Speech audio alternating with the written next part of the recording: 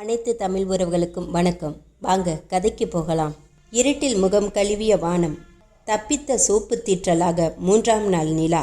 நகர் முழுவதையும் வலைவீசி பிடித்திருந்தது பனி. மலைவாஸ்தலங்களை சவால் விட்டு போட்டிக்கு அழைத்து கொண்டிருந்த குளிர். அந்த கட்டிடத்தின் வாசலில் ஒரு அம்பாசிடரும் சற்று தள்ளி ஒரு பியட்டும் நின்று கொண்டிருந்தன. கட்டிடத்தின் வாசலில் இப்போது மனிதர்கள் நிழல் உருவங்களாக. நீல நிற அம்பாசிடர் இருட்டில் கருப்பாக தெரிந்தது. அதன் டிக்கி திறக்கப்பட்டது. 2 பெரிய பாலித்தீன் சாக்கு மூட்டைகளை கொண்டு வந்து உள்ளே வைத்தார்கள், மூடினார்கள். சொன்னதெல்லாம் நினைவிருக்கா? இருக்கு சார். நம்பர் பிளேட் மாத்தியாச்சா? மாத்தியாச்சு சார். புறப்படலாம். ஒருவன் டிரைவிங் சீட்டில் அமர்ந்தான். இன்னொருவன் பின் சீட்டில் அமர்ந்தான். அம்பாசிடர் புறப்பட்டது. இன்னும் 3 நிழலுருவங்கள் பாக்கி இருந்தன. வழக்கம் போல தூரம் விட்டு தொடரணும். தெரிஞ்சுதா? தெரியும் சார். பிரச்சனைனா எப்படி செயல்படணும்னு சொல்ல தேவையில்லைன்னு நினைக்கிறேன். தேவையில்லை சார். தெரியும். ரைட், புறப்படுங்க. ஒருவன் டிரைவிங் சீட்டில் அமர்ந்தான். இன்னொருவன் பின் சீட்டில் அமர்ந்தான். பியட் கார் புறப்பட்டது. அதன் பின்புற சிகப்பு வெளிச்சங்கள் தேயும் வரை நின்று கொண்டிருந்த எஞ்சியவன் காம்பவுண்ட் கேட்டை சாத்திவிட்டு உள்ளே போனான். தொலைபேசியை எடுத்தான். ட்ரு ட்ரு என்று எண்கள் சுழற்றினான். Hello, evening star? Yes, evening star. அனுப்பியாச்சு. இன்னும் 3 மணி நேரத்தில் உங்கள் இடத்தில் இருக்கும். தேங்க்யூ. உடனே உறுதி செஞ்சிடுங்க ஃபோனில். ஷோர். வைத்தான். கொட்டாவி விட்டான். நேரம் பார்த்தான். கை கடிகாரம் சுழற்றினான். 3 மணி நேரம் செட் செய்தான். நாற்காலியில் சரிந்து அமர்ந்து தினசரி எடுத்து முகத்தில் கவிழ்த்து கொண்டான். ABCD என்பதற்குள் உறங்கி போனான். அந்த போலீஸ் ஸ்டேஷனில் இரவு டியூட்டியில் இருந்த சப் இன்ஸ்பெக்டர் தங்கப்பன் கான்ஸ்டபிள் வாங்கி வந்து ஃப்ளாஸ்கில் இருந்து ஊற்றி டீயை குடித்து கொண்டு மாலை செய்திகளை படித்து கொண்டிருந்தார். ஒரு சினிமா விளம்பரத்தை பார்த்து முகம் சொல்லித்தார். என்னையா இது, இவ்வளவு மோசமா போஸ் கொடுத்திருக்காளே. கான்ஸ்டபிள் எட்டி பார்த்து, இதுவா சார் மோசம்? இதை விட தாராளமான போஸ் எல்லாம் கொடுக்கறாங்க சார். டெலிஃபோன் ஒலித்தது. எடுத்தார். தங்கப்பன் பேசுறேன். கண்ட்ரோல் ரூம்லேருந்து பேசுகிறோம். ஒரு முக்கியமான செய்தி. 1 மணி நேரத்துக்கு முன்னாடி நகரத்தில் ஒரு பெரிய புள்ளியோட பெண்ணை துப்பாக்கி முனையில் மயக்கப்படுத்தி ஒரு அம்பாசிடர் காரில் வச்சு கடத்திட்டாங்க. ரோடு மார்க்கமாக சிட்டியை விட்டு வெளியில் கடத்திட முயற்சிருக்கலாம். அதனால சென்னையை விட்டு வெளியே போகிற எல்லா ரோட்லேயும் திடீர் செக் போஸ்ட் அமைச்சு எல்லா வாகனங்களையும் தரவா செக் பண்ணி அனுமதிக்க சொல்லி கமிஷனர் உத்தரவு.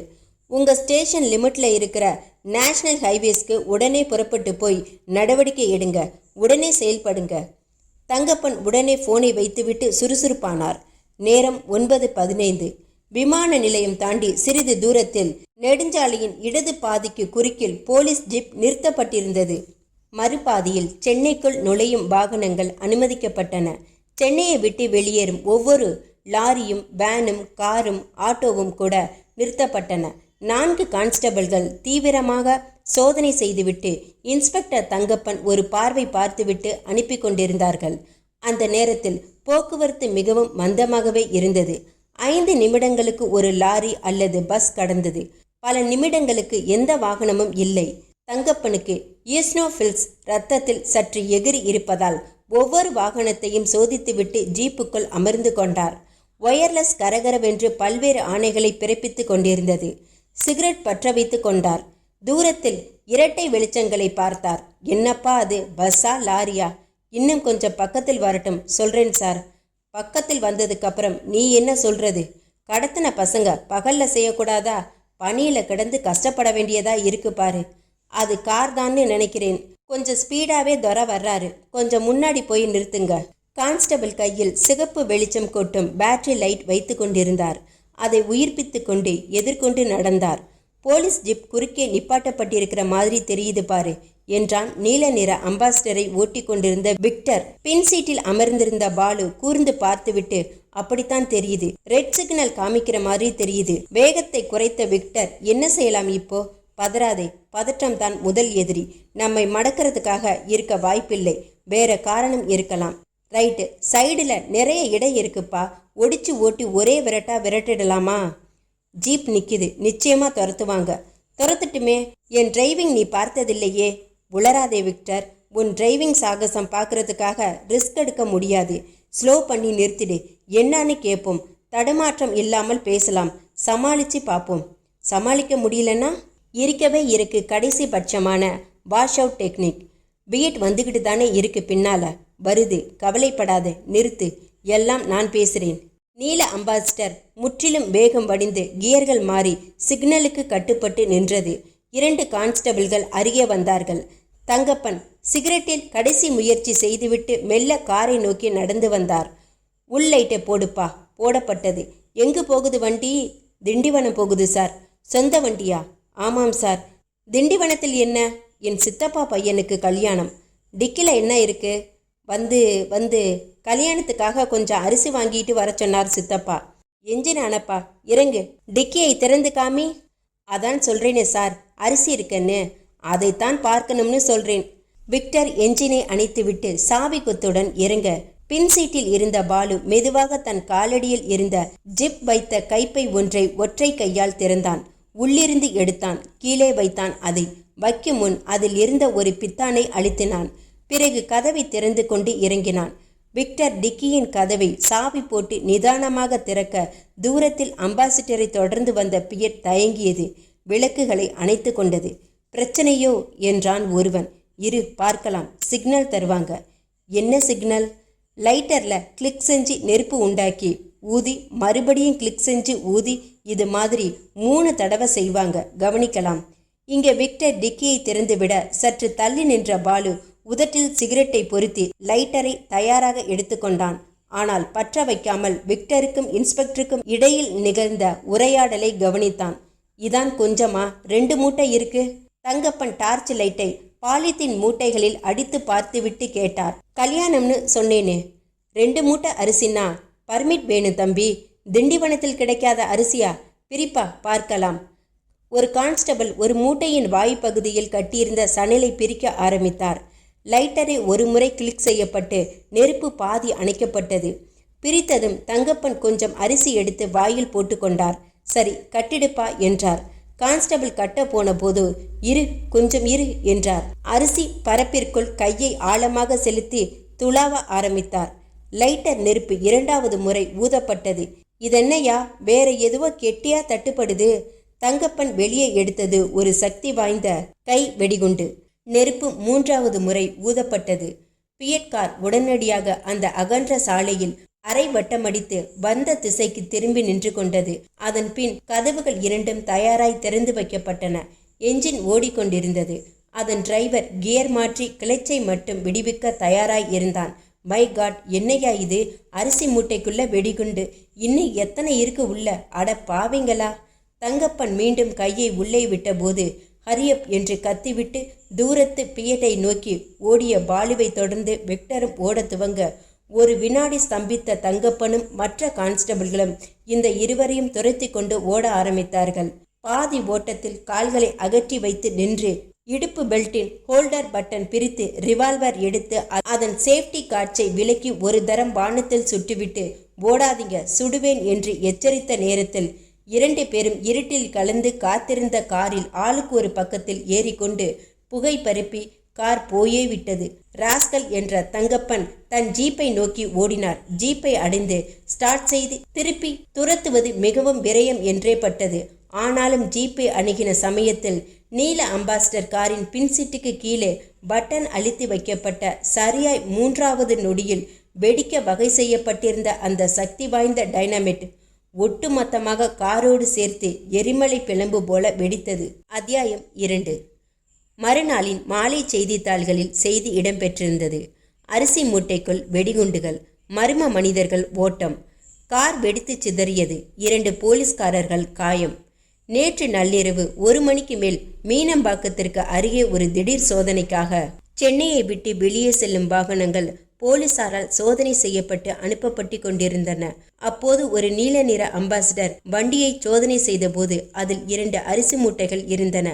அரிசி மூட்டைக்குள் சக்தி வாய்ந்த வெடிகுண்டுகள் மறைத்து வைக்கப்பட்டிருப்பதை கண்டுபிடித்த சமயத்தில் காரில் வந்த 2 மர்ம மனிதர்களும் நைசாக நழுவி ஓட்டம் பிடித்து பின்னால் வந்த வேறு ஒரு காரில் ஏறி தப்பிச் சென்று விட்டனர். மேலும் சில நிமிடங்களில் பலத்த சத்தத்துடன் வெடிகுண்டுகள் இருந்த அம்பாசிடர் கார் வெடித்து சிதறியது.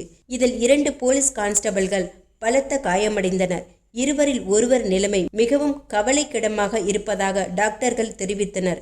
இந்த சம்பவம் குறித்து சென்னை நகர் போலீஸ் கமிஷனர் அவர்கள் நம் நிருபரிடம் தெரிவித்ததாவது, வேறு ஒரு காரணத்திற்காக நடத்தப்பட்ட சோதனை அது. அப்போது அரிசி மூட்டைக்குள் வெடிகுண்டுகள் இருப்பது கண்டுபிடிக்கப்பட்டிருக்கிறது. மர்ம மனிதர்கள் மிகவும் திட்டமிட்டு செயல்பட்டிருக்க வேண்டும். எங்களுக்கு எந்தவித தடயமும் கிடைத்துவிடக்கூடாது என்பதற்காக காரை வெடிகுண்டுகளுடன் சேர்த்து டைம்பாம் மூலமாக வெடித்திருக்கிறார்கள். அந்த குண்டு வெடிப்புடன் மூட்டைக்குள் இருந்த குண்டுகளும் சேர்த்து வெடித்ததால் 20 மீட்டர் சுற்றளவு நெருப்பு கோலங்கள் பறந்து விழுந்திருக்கின்றன. எந்த தடயமும் கண்டுபிடிக்க இயலாத அளவில் கார் வெடித்து சிதறியும் எரிந்து கரியும் உருமாறிவிட்டது. கிடைத்த சில குண்டுகளின் ஷெல் மற்றும் உதிரி பாகங்களை ஆராய்ச்சி செய்த வெடிகுண்டு நிபுணர்கள் தமிழ்நாட்டில் இந்த வகை வெடிகுண்டுகள் இருந்ததில்லை என்றும் வெளிநாட்டு குண்டுகள் என்றும் சொல்லும்படியாக எந்த அடையாளங்களும் இல்லை என்றும் இரகசியமான முறையில் விசேஷமான வகையில் இந்த குண்டுகள் தமிழ்நாட்டிலேயே தயாரிக்கப்பட்டிருக்கலாம் என்றும் கருத்து தெரிவித்துள்ளார்கள். மேலும் சில மாதங்களுக்கு முன் வட ஆற்காடு மாவட்டத்தில் ஒரு கிராமத்தில் ஒரு நக்சலைட் கூட்டத்தின் மறைவிடம் கண்டுபிடிக்கப்பட்டு அங்கிருந்து ஆயுதங்களும் வெடிகுண்டுகளும் கைப்பற்றப்பட்டன. அந்த வெடிகுண்டுகளும் நேற்றைய சம்பவத்தில் கிடைத்த வெடிகுண்டுகளும் ஒரே மாதிரியாய் இருக்கின்றன என்றும் கூறியுள்ளார்கள். அதை வைத்து பார்க்கும்போது தமிழ்நாட்டில் நாச சக்திகளுக்கு ஒரு இரகசியமான கும்பல் வெடிகுண்டுகள் தயாரித்து விற்பனை செய்து வரக்கூடும் என்று நம்புகிறோம். இது தொடர்பாக விசேஷ புலன் விசாரணைகளில் அதிகாரிகள் ஈடுபடுத்தப்பட்டிருக்கிறார்கள். கார் வெடிப்பு சம்பவத்தை ஒரு வழக்காக பதிவு செய்து இன்ஸ்பெக்டர் தங்கப்பன் தலைமையில் சப் இன்ஸ்பெக்டர் நாகராஜன் மற்றும் காவலர்கள் விசாரித்து வருகிறார்கள். 2 தினங்களில் தப்பிச் சென்ற மர்ம மனிதர்களையும் இரகசிய கும்பலையும் கைது செய்துவிட முடியும் என்று நம்புகிறோம். மேற்கண்டவாறு கமிஷனர் கூறினார். அத்தியாயம் 3. 5:30 மணிக்கு அலாரம் ஒலித்தது. நைட்டியில் இருந்த நிர்மலா ஒரு முறை சினுங்கிவிட்டு புரண்டு படுத்து மீண்டும் உறங்கினாள். 1 நிமிடம் இடைவெளி விட்டு மீண்டும் அலாரம் ஒலித்தது. இம்முறை எழுந்து விட்டாள். அலாரத்தை நிறுத்திவிட்டு டியூப்லைட்டை போட்டாள். மஸ்கிட்டோ ரிபலண்டை பிளக்கில் இருந்து விடுவித்தாள். அறையின் அகல ஜன்னலை மறைத்து தொங்கின தடித்த திரையை பிளாஸ்டிக் கயிறு இழுத்து விலக்கினாள். கூலக்ஸ் கண்ணாடிகள் பொருத்தின அலுமினிய ஃப்ரேம் செவ்வக கதவுகளில் 2 வெளிப்பக்கம் தள்ளி திறந்தாள். மந்தமாக பொழுது விடிந்து கொண்டிருந்தது. அடர்த்தியான பனி இருந்தது. தூரத்து சர்ச்சு கொண்டையில் நின்ற சிலுவையின் மேல் 2 பறவைகள் சிறகுகளை சிலிர்த்து கொண்டது. சீல் அவுட்டில் அழகாய் இருந்தது. நிர்மலாவை தூங்கி எழுந்த நிலையில் வர்ணிக்க வேண்டாம். குளித்து உடுத்தி மேக்கப் செய்து கொண்ட பிறகு விவரமாக பார்த்து கொள்ளலாம். நிர்மலா பாத்ரூமுக்குள் செல்ல நாம் அறையை விட்டு வெளியே வரலாம். வந்ததும் மாடியிலேயே ஒரு சின்ன சதுர ஹால். வட்ட கார்பெட் மேல் வார்னிஷில் தோய்க்கப்பட்ட பர்னிச்சர்கள். பித்தளை தொட்டியில் மணி பிளானட். இந்த பக்கம் எஸ் வடிவில் இறங்கும் மாடிப்படிகள். அதே எஸ் வடிவில் வளைந்து படுத்த சிகப்பு உயர்தர காயர் மேட். கீழே சற்று விசாலமான ஹால்.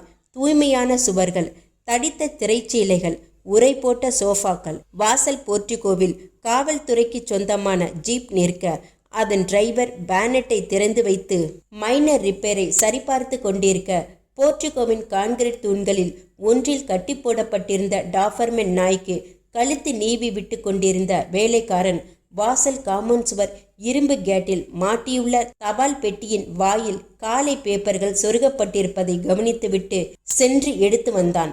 உள்ளே வந்து டீப்பாய் மேல் ஒழுங்காய் அமைத்து மேலே பறக்காமல் இருக்க இரும்பு ஆஸ்ட்ரே வைத்தான். வாசலில் ஜீப் தவிர ஒரு பிஎட்டும் ஸ்கூட்டர் ஒன்றும் நின்றன. சமையல் அறையில் காஃபி தயாரிக்கப்பட்டு கொண்டிருக்க கீழே ஹாலை ஒட்டி இருந்த பெரிய அறையின் கதவு திறக்கப்பட்டு எக்ஸசைஸ் செய்கிற வெள்ளை ஷார்ட்ஸிலும் வெள்ளை பனியனிலும் வெளியே வந்தார் deputy inspector general of police Devanathan. Rajendran, இதோ வந்துட்டையா. வாசலில் நாயுடன் விளையாடி கொண்டிருந்த ராஜேந்திரன் பதறி வந்தான்.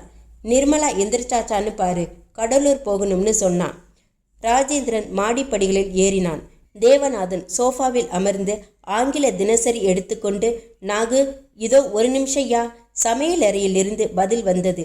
ராஜேந்திரன் இறங்கி வந்தான். எந்திரிச்சிட்டாங்க சார், இதோ வர்றாங்களாம். நீங்க பீச்சுக்கு புறப்படுறதுக்கு முன்னாடி உங்ககிட்ட பேசணுமாம். சரி, ஸ்கூட்டர் சாவி எடு. ஸ்கூட்டரா? ஆமாம், நிர்மலா பிஎட் வேணும்னு சொன்னா. சரிங்க சார். தேவநாதன் மீண்டும் பேப்பர் படிக்க ட்ரேயில் வைத்து 2 பீங்கான் கப்புகளில் காஃபி கொண்டு வந்தான் நாகு. ஒன்றை எடுத்து கொண்டார். மற்றொன்றுடன் மாடி ஏறினான் அவன். ஃபோன் ஒலித்தது. எடுத்தார். Hello, good morning uncle, Dinakar பேசுறேன். Good morning. நிர்மலா கூட நீயும் கடலூர் போறதா சொன்னாலே? ஆமா அங்கிள், சைதாப்பேட்டை 10 மினிட்ஸ் கிட்ட வெயிட் பண்ணுங்க, சரியா 6 மணிக்கு வந்து பிக்கப் பண்ணிக்கிறேன்னு சொன்னான். இப்ப மணி 6. நிர்மலா வீட்டை விட்டு புறப்பட்டாச்சா இல்லையான்னு தெரிஞ்சுக்கத்தான் ஃபோன் செய்தேன். நிர்மலா 6ன்னு சொன்னா 6:30 அர்த்தம். இன்னும் புறப்படல? உடனே அனுப்பி வைக்கிறேன். வண்டியை நீ வாங்கிட்டு டிரைவ் பண்ணு தினகர். அப்புறம் அங்கே ஏதாச்சும் உதவி வேணும்னா ஸ்டேஷன்ல ராமமூர்த்தின்னு எல்லண்டோ இன்ஸ்பெக்டர் இருப்பாரு, அவரை பார்த்து என் பேரை சொன்னா செய்வார். Okay uncle. தேவநாதன் போனை வைத்துவிட்டு மாடிக்கு செல்லும் உத்தேசத்தில் எழ மாடிப்படிகளில் துள்ளலாய் இறங்கி வந்தாள் நிர்மலா. தோளில் கேமரா மாட்டியிருந்தாள். தவிர ஒரு காட்டன் ஜோல்னா பை, இளம் மஞ்சளில் சேலை கட்டியிருந்தாள். கூந்தலை உயர்த்தி வாரி ஒற்றை பின்னலிட்டிருந்தாள். தினகர் ஃபோன் செஞ்சார் நிர்மலா. 6 மணிக்கு பிக்கப் பண்ணிக்கிறேன்னு சொல்லிட்டு இன்னும் புறப்படாம இருக்கிறது நியாயமா? டாடி, காத்திருப்பதிலும் காக்க வைப்பதிலும் ஒரு சுகம் உண்டு. வாஸ்தவம்தான். ஆனா எப்போ? உன்னை நேசிக்க ஆரம்பிச்ச சமயத்துல. இப்ப வெற்றிகரமா 2வது வருஷம் கொண்டாடினதுக்கு பிறகுமா? சேச்ச, நாங்க எவர்கிரீன் லவர்ஸ். அலுப்போ சலிப்போ எங்களுக்கு கிடையவே கிடையாது. ஆனா எனக்குண்டுமா, மறந்துடாதே. காலங்காத்தால கேட்க வேண்டாம்னு விட்டுட்டேன். நீ அவனை கேட்டி சொல்லு. என்ன கேட்கணும்? அவங்க அக்காவுக்கு இடம் அமைஞ்சுதா இல்லையாமா? இன்னும் 3 மாசம் டைம் தருவேன். அதுக்குள்ள அவன் உன் கழுத்துல தாலி கட்டணும். இல்லைனா இன்னும் 3 மாசம் டைம் தருவேன் என்று சிரித்த தேவநாதன், சரி புறப்படு, வெயிட் பண்ணிட்டு இருக்கான். காரை நீ ஓட்டாதே, ரேஸ் பண்ணுவ. காரை எடுத்துக்கிட்டு போக சொன்னாரா உங்க எடிட்டர்? இவ்வளவு செலவு ஒத்துக்குவாங்களா? சே, எங்க பத்திரிகை இன்சல்ட் பண்ணிட்டீங்க டாடி. இன்றைய தேதிக்கு 4.5 லட்சம் சர்க்குலேஷன், ஏபிசி மெம்பர். நான் அதோட முக்கியமான 6 ஸ்பெஷல் ரிப்போர்ட்டர்களில் ஒருத்தி. ஆஃபீஸில் என் ரூமை ஏசி பண்ண போகிறாங்க. எனக்காகவே ஒரு கார் வாங்கி தர போகிறாங்க. என்ன கேள்வி கேட்டுட்டீங்க? கடலூரில் என்ன மருத்துவமனையில் பிணம் திருட்டு போகுதுன்னு தபால் வந்துச்சா? அந்த மேட்டர் இல்லை. பக்கத்தில் ஒரு கிராமம் நெல்லிப்பத்தாடு. அங்கே ஓவர் நைட்டில் 300 குடும்பங்கள் மதம் மாறி இருக்கு. ஆமாம், படித்தேன். அதை தூண்டி உண்மை எடுக்கணும். பார்த்து ஜாக்கிரதம்மா. எக்கு தப்பா வார்த்தையை விட்டுடாம பக்குவமா விசாரி. தேவைப்பட்டா 2 பிசியை துணைக்கு அழைச்சிட்டு போ. அதெல்லாம் அவசியம் இல்லை டாடி, நான் வர்றேன். நிர்மலா வெளியே வந்து சாக்லேட் நிற பியட்டை எடுக்க தேவநாதன் ஹெல்மெட் அணிந்து ஸ்கூட்டரை ஸ்டார்ட் செய்து ஓடுவதற்காக பீச்சுக்கு புறப்பட்டார். அத்தியாயம் 4. Police station. காலை மணி 9:30. இன்ஸ்பெக்டர் தங்கப்பன் சிகரெட் பிடித்துக்கொண்டே சப் இன்ஸ்பெக்டர் நாகராஜனுடன் பேசிக்கொண்டிருந்தார். அருகில் நின்று கொண்டே காலை பேப்பரை படித்து கொண்டிருந்த ஏட்டு குண்டுவெடிப்பு சம்பவம் நிகழ்ந்த இடத்தை புகைப்படமாக பத்திரிகை வெளியிட்டிருக்க அதை உற்று பார்த்தார். சார், இதுல லெஃப்ட் என் கை மட்டும் விழுந்திருக்கு பாருங்க. தங்கப்பன் திரும்பி முறைத்தார். ஏனையா, ஏதாச்சும் விவஸ்தா இருக்கா உனக்கு? அவன் ராத்துக்கம் இல்லாம அலைஞ்சுக்கிட்டு இருக்கான். அங்கே ஆஸ்பத்திரியில் 2 பேர் பொழப்பமா சாவமானு கிடக்கிறான். உனக்கு கை மட்டும் படத்துல வந்திருக்குங்கிறியா? என்ன அல்ப சந்தோஷையா உனக்கு? என்னமோ ஸ்டேஷன்ல கொசுவலை கட்டிக்கிட்டு படுத்து தூங்குற மாதிரி ஆளுக்கு ஃபோன் பண்ணி விரட்டுறாங்க. நீல கலர் அம்பாஸ்டர்னு எல்லோரும் சொல்றீங்களே ஒழிய யாராச்சும் கார் நம்பரை கவனிச்சிங்களா? நம்பர் பிளேட் உருகி தீஞ்சு கிடக்கு. கார் என்ஜின் பஞ்சாமிர்தம் மாதிரி கிடக்குது. கண்டுபிடினா எதை வச்சு கண்டுபிடிக்கிறது? பாம்பு வச்சு சுக்கலா போன இடத்தில் என்ன கிடைக்கும்? 3 நாய் கொண்டாந்து பார்த்தாச்சு. நேரு சிலை கிட்ட திரும்பி இந்த கார் இந்த பக்கமா தான் போனுதுங்கிறாங்க. சரி, அந்த வழியா அவனுங்க தப்பிச்சிருக்காங்கன்னு தெரியுது. அதை மட்டும் வச்சுக்கிட்டு என்ன செய்யறது? 64 பேரை விசாரிச்சு வழி இல்ல. அவனுங்க தப்பிச்சது ராத்திரி 1:30 மணிக்கு. அந்த நேரத்துல இந்த குளிர்காலத்துல எவையா முழிச்சுக்கிட்டு நமக்கு சாட்சி சொல்றதுக்காகவே கவனிப்பான்? வாஸ்தவம் தான் சார் என்றான் ஏட்டு. பெரிய வாஸ்தவத்தை கண்டுட்டார் இவரு. பேசாம இரியா, கடுப்பை கிளப்பாம. நேத்து சாயங்காலமே பொறுக்க வேண்டியது எல்லாம் பொறுக்கிட்டு ரோட்டை கிளியர் பண்ணி கொடுத்ததுக்கு அப்புறம் இப்ப ஃபோன் பண்றாரு. டிசி, நிதானமா இன்னொரு தடவை பார்த்துட்டு வாங்கன்னு. புறப்பட்டப்ப வீட்டுல தகராறு. டிஃபன் கூட சாப்பிடல. பொழப்பா இது? சே. சற்று நேரம் அமைதியா இருந்த தங்கப்பன் எழுந்தார். நாகராஜன், நான் அந்த ஸ்பாட்டுக்கு இப்போ ஒரு தடவை போயிட்டு வந்துடுறேன். ஸ்டேஷனுக்கு வெளியே வந்து பைக்கை எடுத்துக்கொண்டு விரட்டினார். குறிப்பிட்ட சம்பவ இடத்திற்கு அருகில் வந்து பைக்கை நிறுத்தப்பட்டது. சாலையின் ஓரத்தில் காரின் தகர இரும்பு உதிரிகள் குவியலாய் இருந்தது. டயர் கருகின வாசனை லேசாக வந்து கொண்டிருந்தது. சாலையின் கண்ணாடி துணுக்குகள் மின்னின. இடதுபுறம் சாலை சற்று சரிந்து சதுப்பு நில வெடிப்பாய் இருக்க சற்று தள்ளி 4-5 தென்னை மரங்கள். அதை ஒற்றி அடர்த்தியாய் வாழைத்தோப்பும் ஒரு மோட்டார் ஷெட்டும் தெரிந்தன. அதன் அருகில் ஒரு குடிசை, மற்றபடி வேறு வீடுகளோ கட்டிடங்களோ இல்லை. இடதுபுறத்தில் சாலையிலிருந்து புறப்பட்ட ஒரு கிளை சாலையின் வளைவில் ஏதோ கம்பெனியின் பிரம்மாண்டமான குடோன் இருந்தது. அங்கே வேலை பார்க்கிற மனிதர்கள் இங்கிருந்து ஒரு இன்ச் உயரத்தில் தெரிந்தார்கள். அரை மணி நேரம் உலாத்தினார். ஒரு குச்சி எடுத்துக்கொண்டு குப்பைகளை கிளறி பார்த்தார். சாலையோர செடிகளை விலக்கி பார்த்தார். மண்ணோடு மண்ணாக நிறைய அரிசி மணிகள் கலந்திருந்தன. ஷூவுக்கு அடியில் கண்ணாடி துண்டுகள் நரநரத்தன. 30 மீட்டர் சுற்றளவு தூரத்தில் நெருப்பு கங்குகள் விழுந்து அங்கெங்கே சில செடிகள் தீந்து போயிருந்தன. என்ன தேடுகிறோம் என்பது புரியவில்லை. என்ன எதிர்பார்க்கிறோம் என்பதும் தெரியவில்லை. தங்கப்பனுக்கு எரிச்சலே மிஞ்சியது. பொதுவாகவே தங்கப்பன் ஒரு உற்சாகமான ஆசாமியே இல்லை. ஒரு சலித்து கொள்ளும் ஆசாமி. சின்ன காரியம் சாதித்து விட்டால் அதை மற்றவர்கள் பூத கண்ணாடி வைத்து பெரிதாய் பார்க்க வேண்டும். அரசாங்கத்தின் சம்பளம் போதாமல் கொஞ்சம் அப்படி இப்படி நடந்து கொள்கிறவர்தான். வீட்டுக்கு தேவையான எண்ணெய் வகை முழுக்க ஒரு மில் முதலாளி மாதம் மாதம் அனுப்பிவிடுவார். பசங்களுக்கு சட்டை துணிகள் எடுத்த வகையில் ஒரு ஜவுளி கடையில் 700 சொச்சம் பில் அப்படியே இருக்கிறது. ஜவுளி கடையில் 3 மாதம் முன்பு நடந்த துணி திருட்டை கண்டுபிடித்த முக்கால்வாசி ரெக்கவர் செய்து கொடுத்ததற்காக அந்த முதலாளியும் அந்த பில் கிடைக்குது விடுங்க என்று விட்டார். தங்கப்பனுக்கு விரிவான குடும்பம். அடுக்குள் அடுக்கு போல 1 வயது வித்தியாசத்தில் கல்யாணத்திற்கு தயாராய் வரிசையாய் 3 பெண்கள், அப்புறம் 2 பையன்கள்.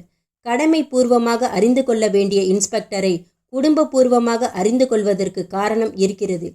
இப்போது தங்கப்பன் வெடிகுண்டு வெடித்த இடத்தில் தடயம் தேடி தேடி முற்றிலும் சோர்ந்து போய்விட்டார். நாக்கில் வறட்சி ஏற்பட்டு ஒரு டீ குடிக்கலாம் என்று தலையை சுழற்றினார்.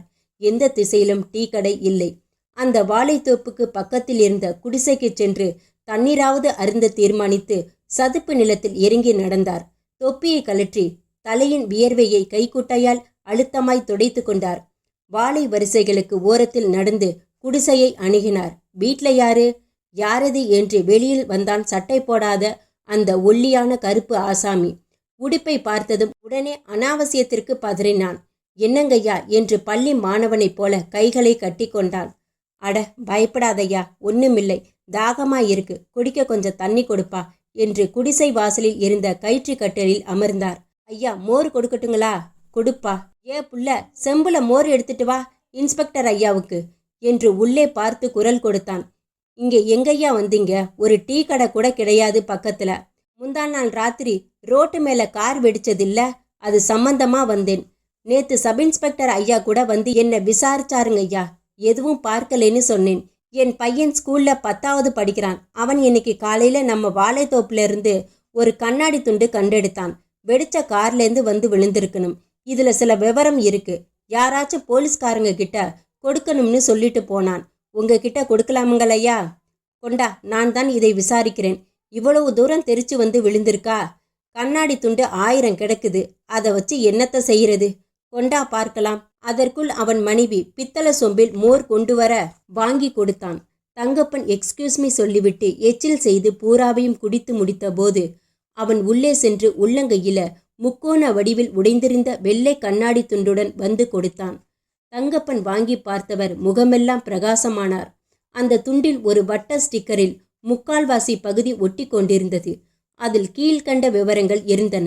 ILA service station, ADRAS 17, last service date 15/10/88, OME for next service on 15/11/88. எல்லா வரிகளின் ஆரம்ப எழுத்துக்கள் கட்டாகியிருந்தன. 2 தேதிகள் மட்டும் பால் பெயின் பேனாவால் எழுதப்பட்டிருந்தது. மற்றவையெல்லாம் ஸ்கிரீன் பிரிண்டிங். குண்டு வெடித்த தேதி 16/10/88. அதற்கு முதல் தினம் வண்டி சர்வீஸ் ஆகியிருக்கிறது. சர்வீஸ் ஸ்டேஷன் என்றால் அநேகமாக வாட்டர் சர்வீஸ் ஸ்டேஷன் தான். ADRAS என்பது மெட்ராஸ் என்று சுலபமாக யூகிக்க முடிந்தது. அடுத்து ASTக்கு முன்னால் L இருந்திருக்க வேண்டும். அதே போல சர்வீஸ் ஸ்டேஷனில் பெயரில் ILAக்கு முன்னால் இருந்திருக்க வேண்டிய எழுத்து என்னவாக இருக்கும்? சென்னை 17 என்பது டி நகர். அங்கே போய் ஒரு பெட்ரோல் பேங்கிலோ கார் மெக்கானிக் ஷாப்பிலோ விசாரித்தால் சுலபமாக தெரிந்து கொண்டு விடலாம். தங்கப்பன் மிக உற்சாகமாக எழுந்தார். என்னையா இது உபயோகமா இருக்குங்களா? ரொம்ப ரொம்ப உதவியா இருக்கும்பா. எந்த ரூட்ல இறங்கலான்னு தடுமாறிக்கிட்டு இருந்தோம். ரொம்ப தேங்க்ஸ். உன் பையன்கிட்டையும் சொல்லு, ஒரு நாள் சாவகாசமா வந்து பார்க்கிறேன். தங்கப்பன் உடனே ஒரு சிகரெட் கொளுத்தி கொண்டு தெம்பாக சாலையில் நிறுத்தியிருந்த தன் பைக்கை நோக்கி வேகமாக நடந்தார். அத்தியாயம் 5. டி-நகர் வந்தார் இன்ஸ்பெக்டர் தங்கப்பன். ஒரு கார் மெக்கானிக் ஷெட் முன்னால் பைக்கை நிறுத்தி இறங்காமல் என்ஜினை அணைக்காமல் தலை அசைப்பிலேயே வேலை பார்த்து கொண்டிருந்த ஒருவனை அருகில் அழைத்தார். அந்த கண்ணாடி துண்டில் ஒட்டி கொண்டிருந்த ஸ்டிக்கர் பகுதியை காட்டினார். இது என்ன சர்வீஸ் ஸ்டேஷன்? அவன் உடனே நிலா சர்வீஸ் ஸ்டேஷன் சார். எங்கே இருக்கு? பக்கம்தான். இதிலிருந்து 3வது தெருவில் ராயல் ஐஸ் ஃபேக்டரிக்கு பக்கத்தில் இருக்கு. தேங்க்ஸ் என்று புறப்பட்டார். நிலா சர்வீஸ் ஸ்டேஷன் சற்று பெரிதாகவே இருந்தது. 2 லிஃப்ட்டுகளும் ஒரு ரேம்பும் இருந்தன. 4 கார்களும் 2 வேன்களும் குளிப்பதற்கு காத்திருந்தன. லிஃப்டில் உயர்த்தி வைக்கப்பட்டிருந்த ஒரு ஆட்டோவை சுகமாக குளிப்பாட்டி கொண்டிருந்தார்கள் காக்கி யூனிஃபார்ம் அணிந்தவர்கள். ஒரு பக்கத்தில் கிரீஸ் ட்ரம்கள் 4 நிமிர்த்தி வைக்கப்பட்டிருந்தன. அலுவலகத்தில் 2 சுவர்கள் கண்ணாடிகளால் அமைக்கப்பட்டிருந்தன. தங்கப்பன் பைக்கை நிறுத்தி ஹெல்மெட்டை கலட்டி வண்டியின் ரியர்வியூ கண்ணாடியில் மாட்டிவிட்டு பாக்ஸில் இருந்து தொப்பி எடுத்து வைத்து கொண்டு அந்த கண்ணாடி துண்டுடன் அலுவலக கட்டிடத்திற்கு நடந்தார். உள்ளே ஒரு மேஜை போட்டு பில் புத்தகங்கள், ஊதுபத்தி, கண்ணாடி பரப்புக்கு அடியில் வெங்கடாச்சலபதி, லாட்ரி சீட்டு, அந்த சர்வீஸ் ஸ்டேஷனை வெளிப்புறமாக எடுத்த கலர் புகைப்படம் ஒன்று இருந்தது. வயர் பின்னிய நாற்காலியில் அமர்ந்திருந்த நடுத்தர வயது ஆசாமி கைலி கட்டி கை வைத்த வெள்ளை பனியன் அணிந்து நெற்றியில் குங்குமம் வைத்திருந்தார். முதுகுக்கு பின்னால் ராக் அமைந்து வரிசை வரிசையாய் ஆயில் டின்கள் அடுக்கப்பட்டிருந்தன. தங்கப்பன் உள்ளே வந்து மேஜைக்கு எதிரே இருந்த நாற்காலியை இழுத்து போட்டு அமர்ந்து, நீங்க தான் ஓனரா என்றார். இல்லை சார், நான் மேனேஜர். என்ன விஷயம் சார்? ஒன்றுமில்ல, சும்மா ஒரு விசாரணை. இதை பாருங்க, நம்ம ஸ்டிக்கர் தானே இது? ஆமாம் சார். இதை எதில் ஒட்டுவீங்க? கார், வேன், பஸ்ஸில் ஒட்டுறது சார். ஒவ்வொரு தடவையும் சர்வீஸ்க்கு வண்டி வர்றப்ப ஒட்டுவீங்களா? ஆமாம். எப்போ சர்வீஸ் பண்ணோம், மறுபடியும் எப்போ சர்வீஸ்க்கு அனுப்பணும்னு வண்டிக்காரங்களுக்கு நினைவுபடுத்துறதுக்காகவும் நம்ம சர்வீஸ் ஸ்டேஷன் விளம்பரத்துக்காகவும் ஒட்டுவோம். ஐசி. இதில் கடைசியாக சர்வீஸ் ஆன தேதின்னு 15ஆம் தேதி குறிப்பிடப்பட்டிருக்கு. அதாவது முந்தா நாள் 15ஆம் தேதி முழுக்க என்ன வண்டிகள் சர்வீஸ் பண்ணீங்கன்னு விவரம் இருக்கா? பில் புக் இருக்கே, அதில் அடிக்காப்பி பார்த்து சொல்லலாமே. பாருங்க, 15ஆம் தேதி எடுத்து பாருங்க. பில்லில் வண்டி நம்பர் குறிப்பிடுவீங்களா? கண்டிப்பா. அவர் மேஜை மேலே இருந்த பில் புத்தகத்தை எடுத்து எச்சில் திட்டுக்கொண்டு விருட்டு என்று புரட்டினார். ஒரு பென்சிலை எடுத்துக்கொண்டார். சார், 15ஆம் தேதி 2 bus, 1 lorry, 3 van, 7 car, 12 auto, 20 bikes service ஆகிருக்கு. Very good. இதில் மற்றதை விட்டுடுங்க. 7 கார்களை மட்டும் கவனிங்க. எல்லாத்துலேயும் வண்டி நம்பர் போட்டிருக்குதுல்ல? இருக்கு சார். இந்த 7 காரில் நீல கலர் அம்பாசிடர் எதுன்னு எனக்கு தெரியணும். அந்த விவரம் இதில் இருக்காதே சார். இதில் இல்லைன்னா என்ன? முந்தா நாள் சர்வீஸ் பண்ண பையன்களை கூப்பிடுங்க, நான் விசாரிக்கிறேன். அவர் எழுந்து வெளியில் சென்றார். 10 நிமிடத்தில் அழுக்கு தீற்றல்கள் கொண்ட காக்கி சட்டை, பேண்ட் அணிந்த 4 பேரை அழைத்து வந்தார். முந்தா நாள் கார்களுக்கு சர்வீஸ் பண்ணது இவங்க தான் சார். என்ன விவரம் வேணுமோ கேட்டுக்குங்க. முந்தா நாள் மொத்தம் 7 கார்களுக்கு சர்வீஸ் பண்ணியிருக்கீங்க. அந்த 7 வண்டிகளோட நம்பர்கள் கூட இங்கே பில்லில் இருக்கு. எனக்கு வேண்டியது 7 வண்டியில் நீல கலர் அம்பாசிடர் வண்டியோட நம்பர் எது? முந்தா நாள் 7 வண்டியில் 2 வண்டி தான் அம்பாசிடர், மற்றதெல்லாம் பியட், மாருதி தான். நினைவு இருக்கு சார். நீல கலர் அம்பாசிடர் நான் தான் சர்வீஸ் பண்ணினேன் என்றான் கார்பன் பென்சிலில் தீட்டினது போல லேசாக மீசை பூத்த இளைஞன். Very good. பில் புக்கை பார்த்து சொல்லு. எந்த நம்பர்? Number நினைவில்லை sir. ஆனால் அந்த டிரைவர் பேரு சரபோஜி. அட, மன்னர் பேருன்னு மேனேஜர் கூட கிண்டல் செஞ்சாரு. பில்லை தவிர வண்டியை நல்ல நிலையில் திரும்ப பெற்று கொண்டேன்னு ஒரு வவுச்சரில் கையெழுத்து வாங்குவோம். அதுலேயும் வண்டி நம்பர் எழுதுவோம். அந்த புக் எடுத்து சரபோஜின்னு கையெழுத்தை பார்த்தா வண்டி நம்பர் கிடைச்சிடும் என்று அவன் தோளில் உற்சாகமாய் தட்டினார் தங்கப்பன். மேனேஜர் வவுச்சர் புக்கை புரட்டி 10வது வினாடியில், இதோ இங்கே இருக்கே, அவன் கையெழுத்து போட்டது வண்டி நம்பர் இதோ இருக்கு சார். தங்கப்பன் ஒரு தனி காகிதத்தில் வண்டியின் நம்பரை குறித்து கொண்டார். அந்த வண்டி ரெகுலரா வர்ற வண்டி இல்லையா? இல்லை சார், இதான் முதல் தடவை. தங்கப்பன் புறப்பட்டார். பைக்கை செலுத்தினார். இந்த நம்பர் உண்மையான நம்பராக இருக்க 90% வாய்ப்புகள் இருக்கின்றன. யாருமே ஒரு வண்டியை குற்றத்திற்காக பயன்படுத்தும் போதுதான் போலி நம்பர் பிளேட் பயன்படுத்துவார்கள். சர்வீஸ் ஸ்டேஷனுக்கு ஒரிஜினல் நம்பருடனே வந்திருக்கலாம். இப்போது இந்த நம்பரை வைத்து உரிமையாளரின் முகவரியை மிகச் சுலபமாக தெரிந்து கொண்டு விட முடியும். ஒரு பெரிய சதி கும்பலை அடையாளம் தெரிந்து கொள்ளக்கூடிய அற்புதமான தகவல் தற்சமயம் என்னிடம். தங்கப்பனுக்கு சற்று பெருமிதமாகவே இருந்தது. அத்தியாயம் 6. கடற்கரை. வர்ணங்கள் தொலைத்த வானம், விலாசம் தொலைத்துவிட்டு அலையும் அலைகள், தற்காலிகமாக பிரச்சனைகளை தொலைத்த மனிதர்கள், வரிசை வரிசையாய் காத்திருக்கும் கார்கள். கடற்கரையின் உள்சாலியில் தன் பியட் காரின் மேல் சாய்ந்து கொண்டு கூந்தல் பறக்க காத்திருந்தாள் நிர்மலா. 2 கைகளிலும் ஐஸ்கிரீம் கப்புகளுடன் வந்தான் தினகர். ஒயிட் பேண்டில் டார்க் ப்ளூ முழுக்கை சட்டை இன் செய்திருந்தான். கண்ணாடி அணிந்திருந்தான்.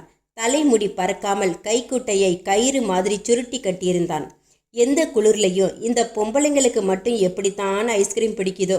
ஏய், அப்படி எத்தனை பேருக்கு வாங்கி கொடுத்து தெரிஞ்சுக்கிட்ட என்றால் ஸ்பூனால் ஐஸ்கிரீம் எடுத்து சாப்பிட்டு கொண்டு.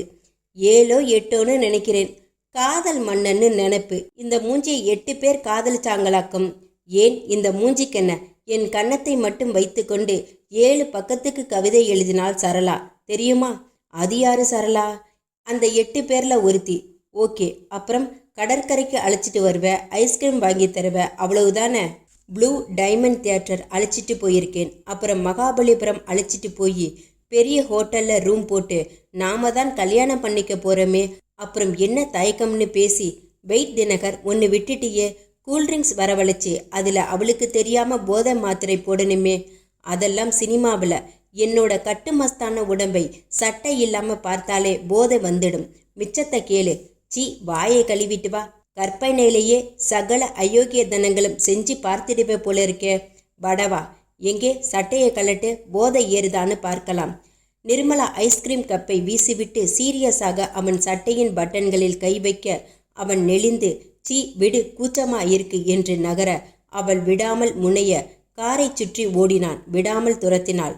காரின் பின்கதவு திறந்து உள்ளே பாய அவளும் பாய்ந்தாள். ஏ, இதென்ன விட்டா வேறு விதமா போயிடும் போலிருக்க. சும்மா இரு நம்பி, எல்லோரும் பார்க்கிறாங்க. பார்க்கட்டும் என்றவள் சரிந்து அவன் மடியில் தலையை வைத்து கால்களை இறக்கி விடப்பட்ட கண்ணாடிக்கு மேல் காருக்கு வெளியே நீட்டிக்கொண்டாள். தினகரன் அவளின் 2 கன்னங்களையும் தன் உள்ளங்கைகளால் பொத்தினான். எப்படா என்றான். என்ன எப்படா? எப்ப அந்த மாதிரி ரூம் போடுறது? ஏன் காசை செலவு பண்ற? அப்பா வெளியூர் போற அன்னைக்கு சொல்றேன். என் வீட்டுக்கு வா. என் ரூம்ல என்ன வசதி குறைச்சல்? சீரியஸ்? மகா சீரியஸ். ஆனா ஒரே ஒரு கண்டிஷன். என்ன? அதுக்கு முதல் நாள் ஒரு கோயில்ல வச்சு தாலி கட்டிடு. அதான பார்த்தேன். எங்கடா அந்த சென்டிமெண்ட் மசனம் காணுமேன்னு தள்ளி போட்டு காத்திருக்கிறது எவ்வளோ சுகம் தெரியுமா? நேத்தி கூட அப்பா கேட்டாரு, என்ன ஆச்சு உங்க அக்கா கல்யாணம்? ஒன்றும் அமையலையா தினகர்? பார்த்துக்கிட்டு இருக்கேன். இப்போ ஒரு வரன் அமையிற மாதிரி இருக்கு. அமைஞ்சிட்டா 2 கல்யாணத்தையும் ஒன்னா ஒரே பந்தல்ல வச்சிடலாம்னு அம்மா சொல்லிட்டு இருக்காருங்க. மணி என்ன பாரு தினகர். வேணாம், மணி பார்த்தா புறப்படலாம்னு சொல்லுவ. என்ன செய்யறது? என் தொழில் அப்படி. உன்னை மாதிரி மெடிக்கல் ரப்பா ஆயிருக்கலாம். காலையில 10 டாக்டரை பார்த்துட்டு ரிப்போர்ட் அனுப்பிட்டு என்னை கொஞ்சறதுக்கு வந்துடுற. எங்க பாடு எங்களுக்கு தான் தெரியும். மணி 7 போகுது. மை குட்னஸ் என்று படி 2 எழுந்து கொண்டாள் நிர்மலா. ஏய், என்ன? 7:30 மணிக்கு ஆஃபீஸில் எடிட்டோரியல் மீட்டிங். வாரம் வாரம் நடக்கிறது தானே. இன்னைக்கு போகலன்னா என்ன? சாரி தினகர், போகணும்ப்பா. நாளைக்கு பீச் வரலாம். நீ எப்போ வீட்டுக்கு போகலாம்னு சொல்றியோ அது வரைக்கும் இருக்கலாம். ஓகே, கோவிச்சுக்காதை கண்ணா. நிர்மலா கதவை திறந்து இறங்கி சுற்றி வந்து டிரைவிங் சீட்டில் அமர்ந்து காரை ஸ்டார்ட் செய்தாள். லேசான கோபத்துடன் நிமிர்ந்து அமர்ந்து கொண்டான் தினகர்.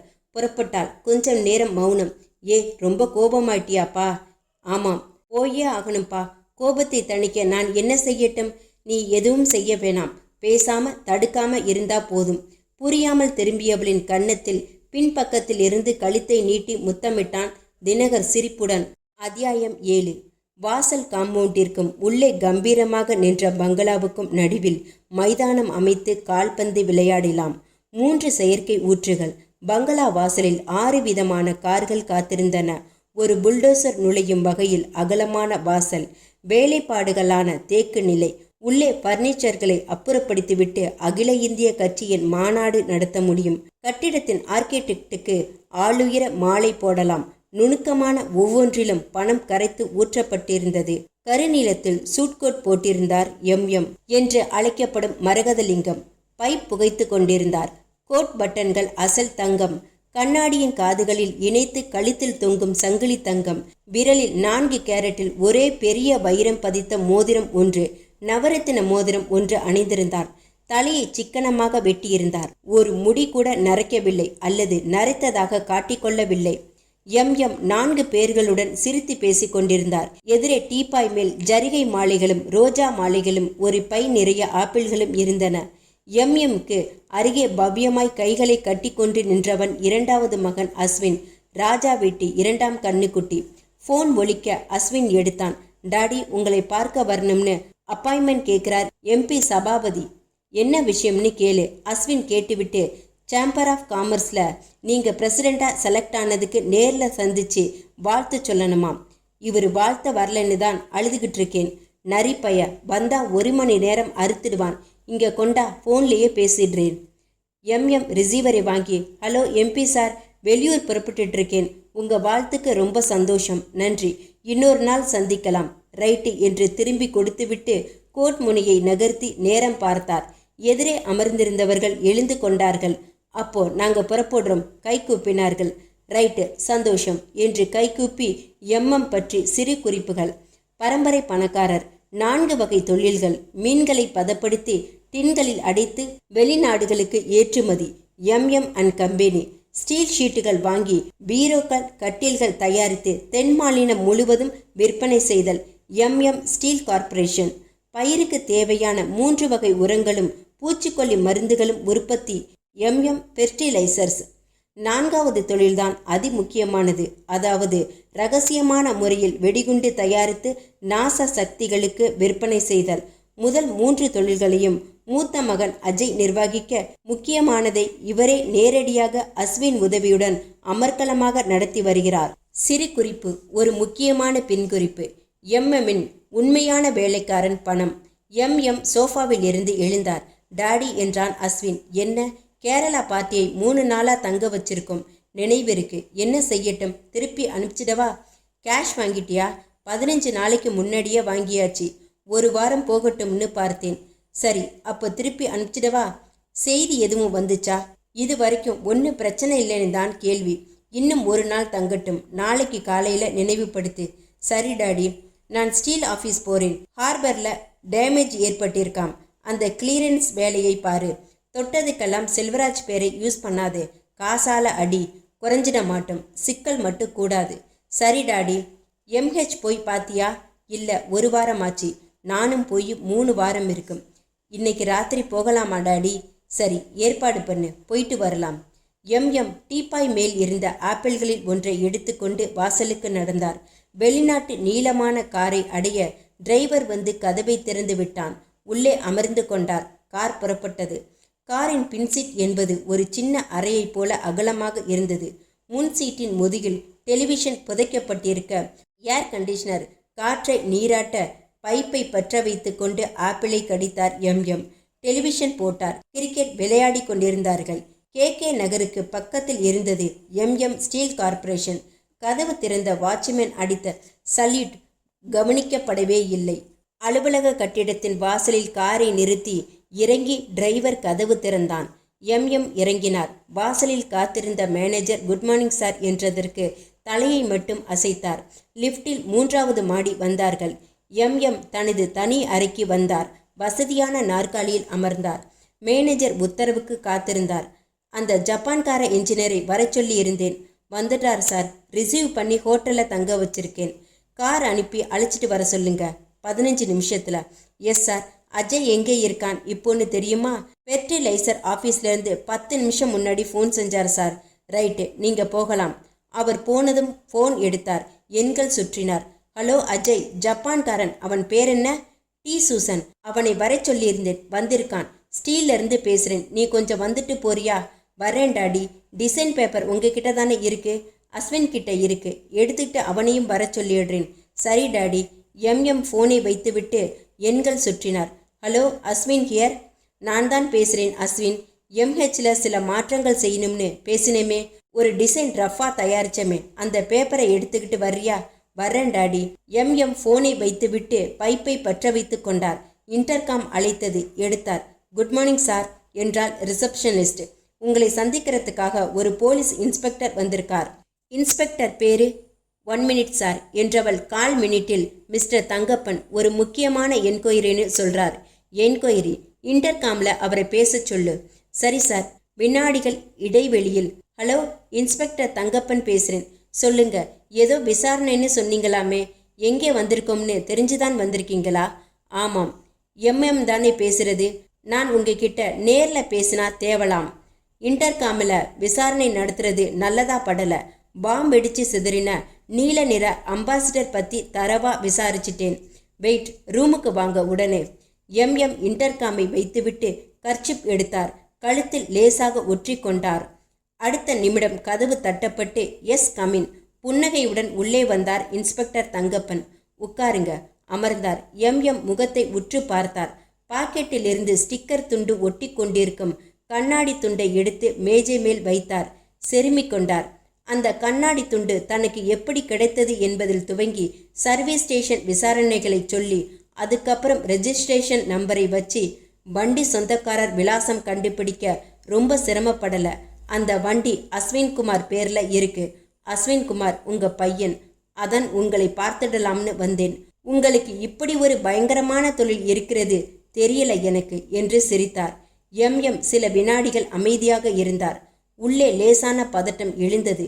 கொஞ்சமும் அடையாளம் தெரியாத அளவிற்கு எந்தவிதமான தடயமும் இல்லாமல் கார் வெடித்து செதறிவிட்டதாக அஸ்வின் தெரிவித்ததால் முன்னேற்பாடாக சம்பவத்திற்கு 2 தினங்கள் முன்னதாக கார் திருட்டு போய்விட்டதாக ஒரு கம்ப்ளைண்ட் கொடுத்து வைக்கும் யோசனையை அலட்சியப்படுத்தியிருந்தார் அவர். சர்வீஸ் ஸ்டேஷனுக்கு ஒரிஜினல் நம்பர் பிளேட்டுடன் வண்டி போயிருக்கிறது. மிக வலுவான ஆதாரம் இது. இப்போது என்ன செய்யலாம்? என்ன சார் மௌனமாயிட்டீங்க? சட்டப்படி உங்க பையன் மேல நடவடிக்கை எடுத்தாகணும். உயர் அதிகாரிகள்கிட்ட சொல்லி உங்க தொழில் ஸ்தாபனங்கள் எல்லா இடத்திலும் ரைடு நடத்தியாகணும். எம்எம் லேசாக முறைத்தார். முறைச்சா பெரிய புள்ளிங்கிறதுக்காக விதிமுறைகள் மாறிடாது. மனுஷங்க வேணும்னா மாறிக்கலாம். எம்எம் குழப்பமாய் பார்த்தார். இந்த தடயம் கிடைச்சது என் கையில தான். இதை விசாரிச்சது நான் தான். இதுல நீங்க சம்பந்தப்பட்டிருக்கிறதை கண்டுபிடிச்சதும் நான் தான். என்னை தவிர இந்த விஷயம் டிபார்ட்மெண்ட்ல யாருக்கும் தெரியாது. நடவடிக்கை எடுக்க வேண்டியவன் உங்களை பார்க்க வந்திருக்கேனா என்று புன்னகையுடன் பேசிய தங்கப்பன் நிறுத்தி புரியலையா இன்னும் என்றார். எம்எம் புரிந்து கொண்டார். புன்சிரித்தார். அத்தியாயம் 8. நிர்மலா அந்த பத்திரிகை அலுவலக கட்டிடத்தின் பார்க்கிங் ஷெட்டில் தன் ஸ்கூட்டரை நிறுத்தினாள். ஹேண்ட்பேக்கை எடுத்துக்கொண்டாள். குளிர் கண்ணாடி கலற்றி அதற்குள் வைத்துவிட்டு உள்ளே நடந்தாள். கட்டிடத்தின் உச்சியில் நியான் பல்புகள் நெருப்பு என்ற வார்த்தைக்குள் வளைந்து வளைந்து இரவில் கடமை ஆற்றிய களைப்பில் உறங்கிக் கொண்டிருந்தன. 2 மாடிகள், கண்ணாடி பொருத்தின ஜன்னல்கள், 2 ஏர் கண்டிஷனர் வீக்கங்கள். நிர்மலா முதல் மாடிக்கு வந்தாள். கதவை தட்டிவிட்டு உதவி ஆசிரியர் ராகவன் அறைக்குள் வந்தாள். ஹேண்ட்பேக்கை திறந்து கட்டுரை எடுத்து நீட்டினாள். ஒரு வார்த்தை எடிட்டிங் செஞ்சீங்கனாலும் அப்புறம் நான் நம்ம பத்திரிகை தலைப்பாயிடுவேன். என்னங்க நிர்மலா, உங்க கட்டுரையில கை வைப்பனா? எடிட்டரோட ஸ்பெஷல் இன்ஸ்ட்ரக்ஷன். நீங்க எதை கொடுத்தாலும் தைரியமா அப்படியே கம்போஸுக்கு அனுப்ப சொல்லியிருக்கார். அவ்வளவு அன்பு உங்க மேல. அன்பா? இதுக்கு பேரு அன்பா? நம்பிக்கை சார். உண்மையை மட்டும்தான் எழுதுவேன். அச்சேர தகுதியுள்ள வார்த்தைகளை மட்டும்தான் பயன்படுத்துவேன். மத மாற்றம் பற்றி போன இஷ்யூல எழுதினீங்களே, பயங்கர ரெஸ்பான்ஸ் பார்த்தேன். உங்களுக்கு மிரட்டல் ஃபோன் எல்லாம் வந்துச்சுன்னு கேள்விப்பட்டேன். ஆமாம், வெட்டி பசங்க 100 மிரட்டல் பார்த்தாச்சு. பத்திரிக்கை ரிலீஸ் ஆன அன்னைக்கே என் வீட்டு நம்பருக்கு ஃபோன் செஞ்சான் ஒருத்தன். உருப்படியாக ரோட்டில் போக மாட்டேன், ஊனமாயிடுவேன்னா. கவலைப்படாத, அரசாங்கம் உதவி செய்யும்னு வச்சிட்டேன். ரொம்ப தைரியம்தான். 4 வருஷம் ஆச்சு இங்கே சேர்ந்து. ஆரம்பத்தில் ஒரு மிரட்டல் லெட்டர் வந்தாலே உதறலாக இருக்கும். அப்புறம் பழகி போச்சு. டிஐஜி பொண்ணு இல்லையா, இயற்கையாகவே ஒரு முடிங்க திமிர் இருக்கும். அதானே? சேச்சா, ஒரு தைரியம் இருக்குன்னு சொல்ல வந்தேன். ஓகே, என் ரூமுக்கு போகிறேன். ஒரு மேட்டர் எழுத வேண்டியிருக்கு. சப் எடிட்டர் மேஜை மேல் இருந்த இன்டர்காம் அடித்தது. எடுத்தார். எஸ் சார், வந்துட்டாங்க சார் என்று அவளை இருக்கச் சொல்லி ஜாடை காட்டிவிட்டு சொல்றேன் சார் என்று வைத்தான். யாரு? எடிட்டரா? ஆமாம். உடனே ரூமுக்கு வர சொன்னார். நிர்மலா வெளியேறி 2வது மாடிக்கு வந்து எடிட்டரின் ஏசி செய்த தனி அறையின் கதவில் தட்டிவிட்டு தள்ளிக்கொண்டு உள்ளே வந்து குட் மார்னிங் சார் என்றாள். வாமா உட்காரு என்ற எடிட்டர் வைத்தியநாதன் அன்றைய கடிதங்களை பார்வையிட்டு கொண்டிருந்தார். வேஷ்டி கட்டியிருந்தார். தலையை நடு வகிடெடுத்து சீவியிருந்தார். வெள்ளை முழுக்கை சட்டை, வாயில் வெற்றிலை, சிவப்பு நிரந்தரமாகி இருந்தது. தங்க ஃப்ரேமில் கண்ணாடி, பாதி மூக்கு வரை சரிந்திருந்தது. நிர்மலா எதிர் நாற்காலியில் அமர்ந்தாள். அவர் பேச காத்திருந்தாள். வைத்தியநாதன் கண்ணாடியை ஏற்றிவிட்டு கொண்டு சொன்னார், ஒரு ஐடியா நேத்து யோசிச்சேன், சரியா வருமானு சொல்லு. என்ன ஐடியா சார்? பரபரப்பான சில சம்பவங்கள் நடக்க போறப்ப அதை ஃபோக்கஸ் செய்கிறோம். சில குற்றங்கள் நடக்கிறப்ப ஊர் பூரா அதே பேச்சா இருக்கு. கொஞ்ச நாள் கழிச்சு வேற ஏதாச்சும் பரபரப்பா நடக்கிறப்ப பழசை ஜனங்களும் மறந்துடுவாங்க, பத்திரிகையிலும் விட்டுடும். அப்ப டாபிக்ல என்ன பிரச்சனை இருக்கோ அதை பத்தி தான் எழுதும் இல்லையா? ஆமாம். பரபரப்பான பழைய குற்றங்கள் என்ன ஆச்சு, அது மேல் போலீஸ் என்னதான் நடவடிக்கை எடுத்துச்சு, பல முக்கியமான வழக்குகள் கண்டுபிடிக்கப்படாமையே ஃபைல் பெண்டிங்ல இருக்கு. அது ஏன்? அந்த மாதிரி வழக்குகள் எதனால கண்டுபிடிக்க முடியல? இந்த மாதிரி கோணம் எடுத்துக்கிட்டா எப்படி இருக்கும் நிர்மலா? நல்லா இருக்கும் சார். பல சுவையான விஷயங்கள் கிடைக்கும். பொதுமக்கள் மறந்தாலும் பத்திரிகை மறக்காதுன்னு போலீஸுக்கும் அரசாங்கத்துக்கும் வலியுறுத்துற மாதிரி இருக்கும். Very good. அப்போ இந்த பகுதியை நீயே எடுத்துக்கோ. தாராளமா சார். முதல் கேஸா எதை எடுத்துக்கலாம்னு நினைக்கிற? கோர்ட்டுப்புறம் கொலை வழக்கு எடுத்துக்கலாம் சார்.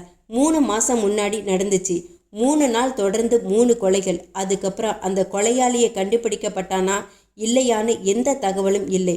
அதுவும் நல்ல கேஸ் தான். சம்பந்தப்பட்ட இன்வெஸ்டிகேட்டிவ் ஆஃபீஸரை சந்திச்சு விசாரிச்சு, போலீஸ் விசாரிச்ச நபர்களை எல்லாம் நாமும் விசாரிச்சு தீவிரமா செய்யலாம். நான் ஒரு கேஸை செலக்ட் பண்ணி வச்சேன் இந்த பகுதிக்கு. எது சார்? 2 மாசம் முன்னாடி மீனம்பாக்கம் பக்கத்துல ஒரு கார்ல 2 அரிசி மூட்டைக்குள்ள வெடிகுண்டுகள் கிடைச்சது. பிடிக்கிறதுக்குள்ள ஆசாமிங்க தப்பிச்சதோட இல்லாம காரையே டைம் பாம்பு வச்சு வெடிச்சிட்டாங்க. அதில் 2 கான்ஸ்டபிள்கள் படுகாயமாகி பிழைச்சாங்க. நினைவிருக்கா? ஆமா சார், நினைவிருக்கு. 2 மாசம் ஆச்சு. ஆமாம். அந்த சமயத்தில் வந்த நியூஸ் பேப்பர் கட்டிங்ஸ் எல்லாம் எடுத்து வச்சிருக்கேன். இதோ இருக்கு, படிச்சு பாரு. அந்த கேஸை விசாரிச்சது இன்ஸ்பெக்டர் தங்கப்பன்னு போட்டிருக்கு. அதுக்கப்புறம் அந்த கேஸை பற்றி எந்த விதமான தகவலும் இல்லை. நிர்மலா எடிட்டர் கொடுத்த நியூஸ் பேப்பர் கட்டிங்குகளை பெற்றுக்கொண்டாள். இதை கூட முதல் கேஸா எடுத்துக்கலாம் சார். ரைட்டு நிர்மலா, ஜஸ்ட் ஒரு ரிப்போர்ட்டிங்காக இந்த பகுதியை செய்கிறது எனக்கு சரியா படலை. மற்ற பத்திரிகைகளை விட நம்ம பத்திரிகை கிட்ட இருந்து வித்தியாசமாக எதிர்பார்க்குறாங்க. அதனால ரொம்ப சின்சியராக செய்யணும். எதையும் நான் சின்சியராகத்தான் செய்வேன் சார். தெரியும். இப்போ இந்த கேஸை எடுத்துக்குவோம். என்ன காரணத்தால் போலீஸ் கரெக்டாக கண்டுபிடிக்க முடியலை? உண்மையிலேயே போலீஸ் அக்கறை காட்டி விசாரிச்சாங்களான்னு துருவி எடுத்துடணும். செஞ்சிடலாம் சார். இந்த பகுதிக்கு ஒரு தலைப்பு சொல்லு பார்க்கலாம். புலன் விசாரணைன்னு வச்சுக்கலாமா சார்? புலன் விசாரணை நல்லா தான் இருக்கு, அதையே வச்சிடலாம். இந்த இஷ்யூல அறிவிப்பு வச்சிட போறேன். அடுத்த இதழில் இருந்து பரபரப்பான புதிய பகுதி புலன் விசாரணைன்னு வச்சிடுறேன். உன் கையில உள்ள மற்ற வேலைகளை எல்லாம் வேற யாருக்காச்சும் மாத்தி விட்டுடு. பாஸ்கரை துணைக்கு அழைச்சிக்கோ. கொஞ்சம் அரட்டையா பேசுவான். சரி சார், இன்னைக்கே கூட நான் ஆரம்பிச்சிடவா? ஓ, தள்ளி போடவே கூடாது எதையும். இந்த பகுதி உன் பேர்ல செல்வி நிர்மலா தேவநாதன்னு வரப்போகுது. Thank you sir. பாஸ்கர் இப்போ எங்கே இருப்பார்? நீ உன் ரூமுக்கு போ. 1 மணி நேரத்துக்குள்ள பாஸ்கர் உன்னை வந்து பார்க்க ஏற்பாடு செய்கிறேன். சரி சார். நிர்மலா, ஒரு முக்கியமான பர்சனல் விஷயமா நீ சொல்லுவேன்னு பார்க்கிறேன். சொல்ல மாட்டேங்கிறியே? எது சார் என்றவள் சற்றென்று நாக்கை கடித்து கொண்டு, என் கல்யாண தேதி முடிவாயிருக்கிறதே தானே கேட்குறீங்க? ஆமாம், விஜயா சொன்னா. என்ன தேதி? இன்னும் 14 நாள் இருக்கு சார். என் காதல் விவகாரம் உங்களுக்கு தான் தெரியுமே. தினகருக்கு ஒரு மூத்த சிஸ்டர், அவங்களுக்கு பையன் பார்த்து முடிச்சிட்டு பண்ணிக்கலாம்னு சொல்லிக்கிட்டு இருந்தார். அவங்களுக்கும் இடம் அமைஞ்சிருச்சு. பையன் சேல்ஸ் டாக்ஸ் டிபார்ட்மெண்ட்ல ஒர்க் பண்ணுறார். 2 பேருக்கும் ஒன்றா நடத்திடலாம்னு எங்கள் அப்பாவும் அவங்க அம்மாவும் பேசி வேலைகள் நடந்துக்கிட்டு இருக்கு. 2 வாரம் தான் இருக்கா? அப்படின்னா இந்த புது வேலையை வேணும்னா தள்ளி போட்டுடலாமா? அவசியமே இல்லை சார். கல்யாணத்துக்கு 2 நாள் முன்னாடி லீவு கொடுத்தா போதும். கல்யாணத்துக்கு அப்புறம் ஒரு 4 நாள், தட்ஸ் ஆல். ஹனிமூன் 4 நாள் தானா? முன்ன பின்ன பழகாத ஆளா இருந்தா புரிஞ்சுக்க ஒரு தனிமை வேணும். தினகரும் நானும் 2 வருஷம் பழகிட்டு இருக்கோம். இன்ஃபேக்ட் நான் தினகரை வா போன்னு தான் பேசிக்கிட்டு இருப்பேன். He doesn't mind. ஆனால் மற்றவங்களுக்கு முன்னாடியாவது மரியாதையாக கூப்பிட்டு பழகணும். மரியாதை மனசுல தான் இருக்கணுமா? என் அட்வான்ஸ் நல்வாழ்த்துக்கள் உங்களுக்கு. கல்யாணத்தில் முன்னாடி நின்று கவனிக்க போகிறதே நீங்கள் தான் சார். வாழ்த்தோட நழுவிக்கலாம்னு பார்க்காதீங்க. தாராளமா. அன்னைக்கு நம்ம ஆஃபீஸ்க்கு அரை நாள் லீவு கொடுத்து எல்லோரையும் அனுப்பி வைக்கிறேன். போதுமா? நெருப்பு எவ்வளவு பெரிய பத்திரிகை, அதில் ஒரு ப்ரெஸ்டீஜியஸ் லேடி ரிப்போர்ட்டரோட கல்யாணம்னா சும்மாவா? வாராதீங்க சார், நான் வரேன். நிர்மலா தன் அறைக்கு வந்தாள். இந்த புதிய பகுதியை எப்படி சிறப்பாக செய்யலாம் என்று தீவிரமாக யோசிக்க ஆரம்பித்தாள். அத்தியாயம் 9. சக ரிப்போர்ட்டர் பாஸ்கர் ஒல்லியாய் இருந்தான். முழுக்கை பேகிஸ் சட்டை போட்டிருந்தான். நெற்றியில் விபூத தீற்றல், கையில் ராகவேந்திரர் மோதிரம், கையில் கட்ட பிரியமில்லாமல் கலற்றி எப்போதும் பாக்கெட்டில் வாட்சை போட்டிருப்பான். வார்த்தைக்கு வார்த்தை அனாவசியத்துக்கு புன்னகை. வார்த்தை வராத நேரத்தில் உதடுகளுக்கு சிகரெட்டின் புகை வெளியேற்றுவதே வேலை. ஓடிக்கொண்டிருந்த ஆட்டோவில் சைடில் திரும்பி நிர்மலாவை கேட்டான். அந்த கேஸை இன்னும் அந்த இன்ஸ்பெக்டர் தங்கப்பன் தான் விசாரிக்கிறாரா? இல்ல, அவர் ஒரு மாசம் விசாரிச்சுட்டு எதுவும் கண்டுபிடிக்க முடியலன்னு தன் ரிப்போர்ட்டை எழுதி டிபார்ட்மெண்ட்டுக்கு கொடுத்துட்டாராம். டிபார்ட்மெண்ட் ஒரு சிஐடி ஆஃபீஸரை டெப்யூட் பண்ணியிருக்காங்க. அவர் வலைவீசி குற்றவாளிகளை தேடிக்கிட்டு இருக்கார். அசோக் மேத்தான்னு பேரு. இதெல்லாம் என் டாடி மூலமா வாங்கின தகவல்கள். இப்ப நாம பார்க்க போறது இன்ஸ்பெக்டர் தங்கப்பனை தானே? ஆமாம். 2 மாசத்துக்கு முந்தின கேஸ் நினைவு வச்சிருப்பாரா? அதுக்கப்புறம் எத்தனையோ கேஸ் பார்த்திருப்பார். ஆனா ஒவ்வொன்றும் ஒவ்வொரு விதம் தானே இருந்திருக்கணும். நினைவில்லாமல் போயிடாது. இந்த கேஸை நான் எப்படி அணுக போறேன் தெரியுமா? டிபார்ட்மெண்ட்ல கண்டுபிடிக்க முடியாம என்கிட்ட பொறுப்பு ஒப்படைக்கிறாங்கன்னு வைங்க. சப்போஸ் நான் தான் அந்த அசோக் மேத்தா, அது மாதிரி தீவிரமா விசாரிக்க போறேன். வித்தியாசமான ஆபரேஷன் தான். ஸ்டேஷன் வந்து இறங்கி கொண்டார்கள். ஆட்டோவை அனுப்பிவிட்டு உள்ளே வந்தார்கள். சப் இன்ஸ்பெக்டர் நாகராஜன் இருந்தார். இன்ஸ்பெக்டர் தங்கப்பன் வெளியில் போயிருப்பதாகவும் இப்போது வருவார் என்றும் சொல்லி நாற்காலியில் அமரச் சொல்லி காஃபி வரவழைத்து கொடுத்தார். 25 நிமிடங்கள் கழித்து தங்கப்பன் வந்தார். அவரின் உள் அறைக்கு இவர்களை அழைத்துச் சென்றார்கள். நிர்மலா தன் விசிட்டிங் கார்டை எடுத்து தந்துவிட்டு, இன்னைக்கு காலையில வர்றதா? நேத்து ஃபோன் செஞ்சு பேசினது நான் தான் என்றாள். அப்படியா? சரி. உங்க பத்திரிகையோட பலம் சர்க்குலேஷன். அதுக்காக குதிரைக்கு கவசம் போட்ட மாதிரி ஒரே திசையில் பார்க்குறீங்க. சமூகம் அப்படின்னா அதுல தப்புகள் மட்டும்தான் நடக்குதா? நல்ல விஷயங்கள் நடக்கலையா? நீங்க அதையெல்லாம் அதிகமா ஃபோக்கஸ் பண்றதே இல்லை என்றார் சிகரெட் எடுத்துக்கொண்டு. ஒவ்வொரு பத்திரிகைக்கும் ஒரு சில கோட்பாடுகள் இருக்கு சார். நல்லதை மற்ற பத்திரிகைகள் பூரா எழுதுதே. அதனால அநீதிகளை, அக்கிரமங்களை, பொய்களை வெளிச்சம் போட்டு சமூகத்தை மேலும் நல்ல சமூகமா ஆக்கணுங்கிறது எங்க பத்திரிகை கொள்கை. விவாதம் பண்ணா பெருசா போகும், அதை விடுங்க சார் என்றான் பாஸ்கர். ஓகே, என்ன விஷயமா வந்திருக்கீங்க? நிர்மலா தன் பத்திரிகையில் எழுத போகிற புதிய பகுதி பற்றி விளக்கிவிட்டு, 2 மாசம் முன்னாடி மீனம்பாக்கம் பக்கத்துல கார்ல வெடிகுண்டுகள் இருந்து நீங்க பிடிச்ச சந்தர்ப்பத்துல காரே வெடிகுண்டால வெடிச்சதே, அந்த கேஸை நீங்க தான் விசாரிச்சிங்க இல்லையா? ஆமாம். அந்த ஃபைலை இப்ப சிஐடி ஆஃபீஸர் ஒருத்தர்கிட்ட இருக்கு. தெரியும், மிஸ்டர் அசோக் மேத்தா. நிமிர்ந்து அமர்ந்து அவளை உற்று பார்த்தார் தங்கப்பன். சரி, அதுக்கு என்ன? குறிப்பிட்ட அந்த வழக்கை பற்றி பேப்பருக்கு கொடுத்த ரிப்போர்ட்ஸ் முழுக்க படித்தோம். நீங்க என்ன நடவடிக்கைகள் எடுத்தீங்க? எதுக்காக அந்த கேஸ் கண்டுபிடிக்க முடியாம போச்சு? இந்த விவரங்களை சொல்லணும். ஐசி, இதெல்லாம் டிபார்ட்மெண்ட் சம்பந்தப்பட்ட விஷயம். உங்ககிட்ட விவரமா சொல்லணும்னு அவசியம் கிடையாது மேடம். தேங்க்ஸ். இதையே நாங்க அப்படியே உங்க பேரோட எழுதிட்டு போறோம். சார், நீங்க எப்படி கண்டுபிடிச்சிங்கிறது நுணுக்கமான விஷயங்களை ரகசியப்படுத்தலாம். ஆனா அந்த குற்றம் சமுதாயம் சம்பந்தப்பட்டது, பொதுமக்களுக்கு தெரிஞ்சுக்க உரிமை உள்ள விஷயம். பத்திரிகை பொதுமக்களோட ரெப்ரசன்டேட்டிவ். எங்களுக்கு விவரம் சொல்ல மறுத்தா அல்லது தயங்கினா ஒட்டுமொத்தமா பொதுமக்களையே மறுக்கிறீங்கன்னு அர்த்தம் என்றாள் நிர்மலா அமைதியாக. என்னம்மா, உன்னோட தப்பா போச்சு. குறிப்பிட்ட கேஸ்ல எவ்வளவோ முயற்சி எடுத்துக்கிட்டேன். கார் வெடிச்சு சிதறினதால எந்த தடயமும் கிடைக்கல. அதனால ஒரு லெவலுக்கு மேல ப்ரொசீட் பண்ண முடியல. உங்ககிட்ட ரிப்போர்ட்டை அப்படியே தர முடியாது, ஆனா காமிக்கிறேன். தங்கப்பன் எழுந்து பீரோ திறந்து புரட்டி ஃபைலை எடுத்து லெஜரில் புரட்டி கேஸ் நம்பர் பார்த்து மீண்டும் புரட்டி ஒரு ஃபைலை விரித்து அதில் கோர்க்கப்பட்டிருந்த 12 பக்கம் டைப் அடித்த விசாரணை ரிப்போர்ட்டின் பிரதியை காட்டினார். உங்க விசாரணை ரிப்போர்ட்டை ஒரு காப்பி ஜெராக்ஸ் பண்ணி தர முடியுமா? இந்த புதிய விசாரணை பகுதிக்காக எங்க எடிட்டர் கமிஷனரை பார்த்து பேசி ஸ்பெஷலா பர்மிஷன் வாங்கியிருக்கார், எழுத்துப்பூர்வமா. இந்தாங்க அவரோட லெட்டரோட காப்பி. வாங்கி படித்து பார்த்தார். நெருப்பு பத்திரிகையின் ரிப்போர்ட்டர்கள் வந்தால் ஒத்துழைக்கும்படியும் வழக்குகளின் விசாரணை குறித்த ரிப்போர்ட்டுகளின் பிரதி எடுக்க அனுமதிக்கும்படியும் கேட்டுக்கொண்டிருந்தார் கமிஷனர்.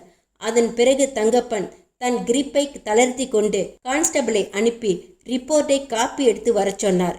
கேட்ட கேள்விகளுக்கு பொறுமையாக பதில்களை சொன்னார். 1 மணி நேரம் கழித்து இருவரும் புறப்பட்டார்கள். அத்தியாயம் 10. அப்புறம் என்றார் எம். அந்த உயர்தர ஹோட்டலின் குளிர் அறையில் மூலை மேஜையில் அமர்ந்திருந்தார். வெளிச்சம் கரைந்திருந்தது. சங்கீதம் கசிந்திருந்தது. டிஐஜி தேவநாதனோட பொன்னாம் என்றார் தங்கப்பன். மஃப்டியில் இருந்தார். எம்எம்க்கு எதிர் நாற்காலியில் அமர்ந்திருந்தார். எதுக்கு இந்த கேஸ்ல இவ்வளவு தீவிரம்? தரவா விசாரிச்சிட்டேன் சார். சாதாரணமா பழைய கேஸ்கள்ல குற்றவாளிகள் கண்டுபிடிக்கப்படாத கேஸ்களை எடுத்துக்கிட்டு விசாரிச்சு எழுதுறதா பத்திரிகையில பிளான் பண்ணியிருக்காங்க. வேற பர்சனல் இன்ட்ரெஸ்ட் எதுவும் கிடையாது அவங்களுக்கு. அப்படியா? விசாரணை ரிப்போர்ட் எல்லாம் கொடுக்க சொல்லியிருக்காங்களே. ஆமாம், கொடுத்தேன். கமிஷனரை கோஆப்ரேட் பண்ண சொல்றப்போ என்ன செய்யறது? நான் மட்டுமா கொடுத்தேன்? இன்னும் விசாரிச்சுக்கிட்டு இருக்கிற அசோக் மேத்தா கிட்டையும் விவரங்கள் வாங்கியிருக்காங்க. நான் விசாரிச்ச ஆளுங்களை எல்லாம் மறுபடியும் போய் விசாரிச்சிருக்காங்க. தண்டம் தண்டம். தங்கப்பன், எதுவும் பிரச்சனை ஆயிடாது. என்ன சார் நீங்க இப்படி பயப்படுறீங்க? சும்மா ஒரு இன்ஃபர்மேஷனா சொல்லி வைக்கலாம்னு தான் சொன்னேன். அந்த கேஸ்ல ஒன்றும் செய்ய முடியாது. கிடைச்சது ஒரே ஒரு சாலிட் தடயம், அந்த ஸ்டிக்கர். அந்த கண்ணாடி துண்டை அழிச்சாச்சு. கேஸுக்கு தேவைப்படுதுன்னு சொல்லி அந்த சர்வீஸ் ஸ்டேஷன்ல இருந்து அந்த வவுச்சர் புக், பில் புக் ரெண்டும் கொண்டாந்து எரிச்சாச்சு. அதுல சம்பந்தப்பட்டது நான் ஒருத்தன் தான். நான் வெளியில சொல்ல போறதில்லை. அப்புறம் என்ன கலக்கம் உங்களுக்கு? கலக்கம் கிடையாது தங்கப்பன், விளக்கமா தெரிஞ்சுக்கிட்டேன். அப்பப்போ தகவல் தாங்க. போன்ல எதுவும் சொல்ல வேணாம். வீட்டுக்கு வந்துடாதீங்க. இது மாதிரி பொது இடத்துல மீட் பண்ணலாம். எம் எழுந்தார். தன் பர்ஸை திறந்து கையில் கிடைத்த 100 ரூபாய் தாள்களை அப்படியே அள்ளினார். தங்கப்பன் கையில் திணித்தார். பில் செட்டில் பண்ணிடுங்க. Keep the balance. ரெஸ்டாரண்டை விட்டு வெளியேறினார். எம் கீழே அவரின் கார் காத்திருந்தது. ஏறிக்கொண்டார். உள்ளே அஸ்வின் அமர்ந்திருந்தான். கார் புறப்பட்டது. என்னவாம் டாடி என்றான். சுருக்கமாக சொன்னார் எம். பிரச்சனை இல்லைன்னா சரிதான். இவர் அப்பப்ப காசு வாங்குறதுக்காக கலவரத்தை ஏற்படுத்துவார் போல. ஆனாலும் அஸ்வின், தங்கப்பனை வாட்ச் பண்ண சொல்லு. சரி டாடி. கூடவே அந்த டிஐஜி பொண்ணு நிர்மலா. யாரு? நிர்மலா என்னென்ன செய்யறான்னு கவனிக்க ஏற்பாடு செஞ்சிடு அஸ்வின். செஞ்சிடறேன் டாடி என்றான் அஸ்வின் குமார். அத்தியாயம் 11. மே ஐ கமின் சார் என்று கதவில் தட்டினாள் நிர்மலா. எஸ் என்று நிமிர்ந்தார் டிஐஜி தேவநாதன். புன்னகைத்தார். வாமா, இது என்ன புது ஃபார்மாலிட்டி? அவரின் அலுவலக அறை மிகவும் சுத்தமாக இருந்தது. மேஜையை குழப்பமின்றி ஒழுங்காக வைத்திருந்தார். ஜன்னலில் முன்னால் வெட்டிவேர் கட்டி தொங்கவிடப்பட்டிருந்தது. ஃபேன் சுருதி லயத்துடன் சுற்றி கொண்டிருந்தது. தேவநாதனின் தலைக்கு மேல் சுவரில் நேதாஜி சுபாஷ் சந்திர போஸ் நெற்றியில் உலர்ந்த சந்தன துணுக்குடன் இருந்தார். நான் என் அப்பாவை சந்திக்க வரல என்று அமர்ந்தாள் நிர்மலா. கைகளில் சரிந்து விழுந்த கம்மிஸ் மடிப்பை சரி செய்து போட்டுக்கொண்டாள். பின்ன என்றார் தேவநாதன். நான் மிஸ்டர் டிஐஜியை சந்திக்க வந்தேன். அப்படின்னா மேடம், நீங்க முன்கூட்டியே சந்திக்க அனுமதி வாங்கணுமே. டாடி, விளையாட நேரமில்லை. ரொம்ப சீரியஸா வந்திருக்கேன். சீரியஸான விஷயத்தோட வந்திருக்கேன். என்ன, மேரேஜ் இன்விடேஷன்ல எதுவும் பெரிய அச்சு பிள்ளையா? ஐயோ டாடி, சீரியஸா கேட்க மாட்டீங்களா? ஒரு பயங்கரமான விஷயத்தோட வந்திருக்கேன்னு சொல்றேன். தேவநாதன் அப்போதும் புன்னகை மாறாமல் போலியாக முகத்தை சீரியஸாக்கி கொண்டு, சொல்லும்பா, என்ன அந்த பயங்கரமான விஷயம்? எங்க பத்திரிகையில புலன் விசாரணைன்னு புது பகுதிக்காக கார் வெடிச்சு சிதறின கேஸை எடுத்துக்கிட்டு ஆராய்ஞ்சுக்கிட்டு இருக்கோம்னு சொன்னேன்ல. ஆமா, 4 நாள் இடைவிடாத முயற்சியில ஒரு பெரிய பிரேக் கிடைச்சிருக்கு. விவரமா சொல்லுமா.